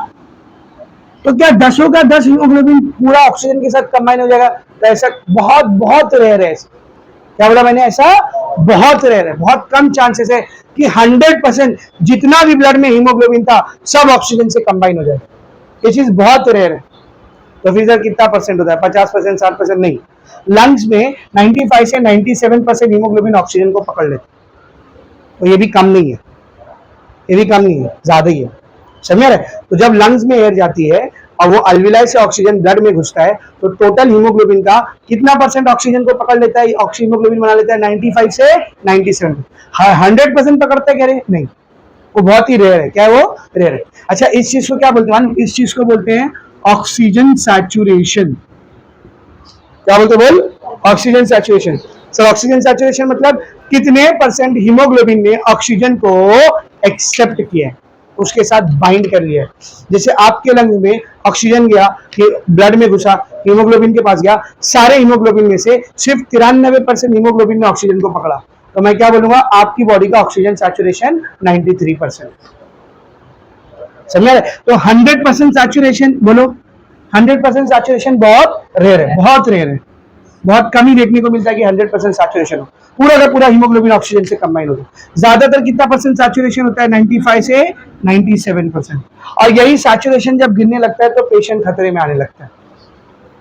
कोविड के टाइम पे आपने ये वर्ड बहुत सुने होंगे, ऑक्सीजन सैचुरेशन कम हो रहा है, ऑक्सीजन सैचुरेशन कम हो रहा है, उसको ऑक्सीजन का सिलेंडर लगाना पड़ेगा। कोविड के टाइम पे सबको ऑक्सीजन सिलेंडर लग रहा था, क्यों? अचानक से एटमॉस्फेयर में से ऑक्सीजन गायब हो गई थी क्या? अगर एटमॉस्फेयर में से ऑक्सीजन गायब होती तो सबको ऑक्सीजन की कमी होती, सब तो हट्टे कट्टे चल रहे थे। पेशेंट्स को ऑक्सीजन की बोले ऑक्सीजन सैचुरेशन कम हो गया, उसको ऑक्सीजन सिलेंडर पे रखना पड़ेगा। क्यों? ऐसा सोचे कभी? वहां क्या कम हो रहा था? ऑक्सीजन की कमी नहीं हो रही थी, ऑक्सीजन तो भरपूर है। किस चीज की कमी हो रही थी बोल? ऑक्सीजन सैचुरेशन की कमी हो रही थी। किसकी कमी हो रही थी? Oxygen saturation. मतलब जो हीमोग्लोबिन ऑक्सीजन को बाइंड करना चाहिए उसका परसेंटेज क्या होते जा रहा था पेशेंट में? कम होते जा रहा था। ये 90 के नीचे आने लग गया ना तो फिर सामने अपनी मौत का इंतजार करो अगर आपको ट्रीटमेंट नहीं मिला। इतना खतरनाक होता है। Less haemoglobin binding to oxygen, body के सेल्स में ऑक्सीजन की कमी होने लगेगी, हाइपोक्सिया, वो ज्यादा टाइम रहेगा तो cells will start dying which will ultimately lead to death of an organ और डेथ ऑफ एन ऑर्गेनिज्म। समझ आ रहा है अच्छे से? इसीलिए ऑक्सीजन सैचुरेशन नॉर्मल होना क्या है बेटा? बहुत जरूरी, बहुत जरूरी। समझ आ रहा अच्छे से? तो कोविड के टाइम पे जो पेशेंट्स को बोला जा रहा था कि ऑक्सीजन की कमी हो रही है, तो एटमॉस्फेयर में ऑक्सीजन की कमी नहीं हो रही है। एक बहुत मशहूर बाबा है यूट्यूब पे, रामदेव बाबा, उसने कोरोना के टाइम पे आकर के ना ऐसा बाकायदा प्रेस कॉन्फ्रेंस में बोला था कि क्या ऑक्सीजन कम हो रहा, ऑक्सीजन कम हो रहा, इतना सारा ऑक्सीजन है, तू सांस नहीं ले पा रहा है, तू सांस तो ले, बहुत ऑक्सीजन है, कुछ नहीं कमी है ऑक्सीजन की। अब उस जाहिल को कौन बताए? ऑक्सीजन नहीं कम हुआ, एटमॉस्फेयर में ऑक्सीजन था। अगर एटमॉस्फेयर में ऑक्सीजन कम होता तो सभी मरते सबको ही ऑक्सीजन की किल्लत होती। अब उसको ये डिफरेंस कौन बताए कि एटमॉस्फेयर में मौजूद ऑक्सीजन और बॉडी के अंदर ऑक्सीजन सैचुरेशन में जमीन आसमान का फर्क होता है। ये हम और आप जैसे पढ़े लिखे लोगों को पता है, जो सारी जिंदगी अपना पेट हिला के निकाल लिया उसको क्या ही पता चलेगा। समझा अच्छे से? क्या बोलो? तो ऑक्सीजन सैचुरेशन किसको बोलते बेटा? समझा ना? कितना परसेंट हीमोग्लोबिन ऑक्सीजन को बाइंड कर रहा है। तो सर चलो मान लिया आपने बोले कि लंग्स के अंदर 97% हीमोग्लोबिन ऑक्सीजन को बाइंड कर लिया, अब ये ब्लड जाने लगा आगे, तो क्या जब तक मेरा ये ब्लड बॉडी में कहीं कहीं भी जाएगा सब जगह, क्या हीमोग्लोबिन का सैचुरेशन 97% रहेगा? नहीं, बिल्कुल नहीं। जैसे जैसे ये ब्लड टिश्यू के अंदर घुसना चालू करता है तो टिश्यू के अंदर ना ऑक्सीजन का पार्शियल प्रेशर कम होने लगता है। क्या कम होने लगता है बोल? Partial pressure. सर लंग्स में कैसे ज्यादा था? बिल्कुल ज्यादा था। अल्विलाई में जो एयर आती है उसमें ऑक्सीजन का पार्शियल प्रेशर कितना था? 104 था रे, 104। लेकिन जैसे जैसे ये ब्लड टिश्यू में घुसने लगता है ऑक्सीजन का पार्शियल प्रेशर कम होने लगता है। 100 तो छोड़, कम होते होते 30 मिलीमीटर ऑफ एचजी पे आ जाता है। कितने पे आ जाता है बोल? 30 मिलीमीटर ऑफ एचजी। तो जितना ऑक्सीजन का पार्शियल प्रेशर कम होता है ना उसका सैचुरेशन भी क्या होने लगता है? कम होने, यानी हीमोग्लोबिन ऑक्सीजन को छोड़ने लग जाता है। तो अगर तुम्हारे अल्विलाई में 97% हीमोग्लोबिन ने ऑक्सीजन को पकड़ा था तो टिश्यू तक आते आते, सेल तक आते आते 40% 50% ही पकड़ा देगा। तो बाकी का जो 40-50 है वो ऑक्सीजन क्या हो गया? फ्री हो गया। उसी ऑक्सीजन को टिश्यू क्या कर लेगा? रिसीव कर लेगा। क्योंकि जब तक हीमोग्लोबिन ऑक्सीजन को छोड़ेगा नहीं तब तक सेल ऑक्सीजन को पकड़ेगा कैसे? नहीं समझ आ रहा है? अभी तुम सेल के पास गए हीमोग्लोबिन बन के, उसका दरवाजा ठोके, सेल बोले हाँ क्या हुआ? बोले ऑक्सीजन लाओ, बोले ला दे, नहीं दूंगा, भाग। बस लेके आयो खाली, मकसद पूरा हुआ क्या? फिर नहीं ना। भाई जब हीमोग्लोबिन ऑक्सीजन को रिलीज करेगा तभी तो उस ऑक्सीजन को कौन रिसीव करेगा, सेल रिसीव करेगा। तो जब यही ब्लड, ये लंग्स के लेवल पे लिखा ना मैंने, जब यही ब्लड टिश्यू के लेवल पे पहुंचता है, कहां पहुंचता है बोल, टिश्यू के लेवल पे, टिश्यू मतलब सेल्स के पास, तब इसका उल्टा रिएक्शन होता है। हीमोग्लोबिन जो कि ऑक्सीजन को पकड़ के रखा था, ये ऑक्सीजन को क्या करने लग जाता है, छोड़ने लग जाता है, रिलीज करने लग जाता है। और ये जो रिलीज किया हुआ ऑक्सीजन है यही किसके पास जाता है बेटा, सेल्स के पास जाता है। लेकिन लंग्स के लेवल पर 97% हीमोग्लोबिन ने ऑक्सीजन को पकड़ा था, तो क्या टिश्यू के लेवल पे भी पूरा 97% टूटेगा, नहीं, 50% 40% टूटता है, बाकी का अभी भी हीमोग्लोबिन पकड़ के रखता है। यानी सैचुरेशन आपका टिश्यू के लेवल तक जाते जाते 50-40% तक होता है। ऐसा कभी नहीं होगा कि तुम्हारे ब्लड में ऑक्सीजन का सैचुरेशन कहीं भी टिश्यू के अंदर सेल के पास पहुंच के भी 2% 3% बचे, ऐसा कभी नहीं होगा। वो गिरता है 40-50% तक ही गिरता है, उससे कम नहीं। लेकिन लंग्स के लेवल पर कितना होना चाहिए, 97 सेफ है, 94 95 96 97 ये सब सेफ है।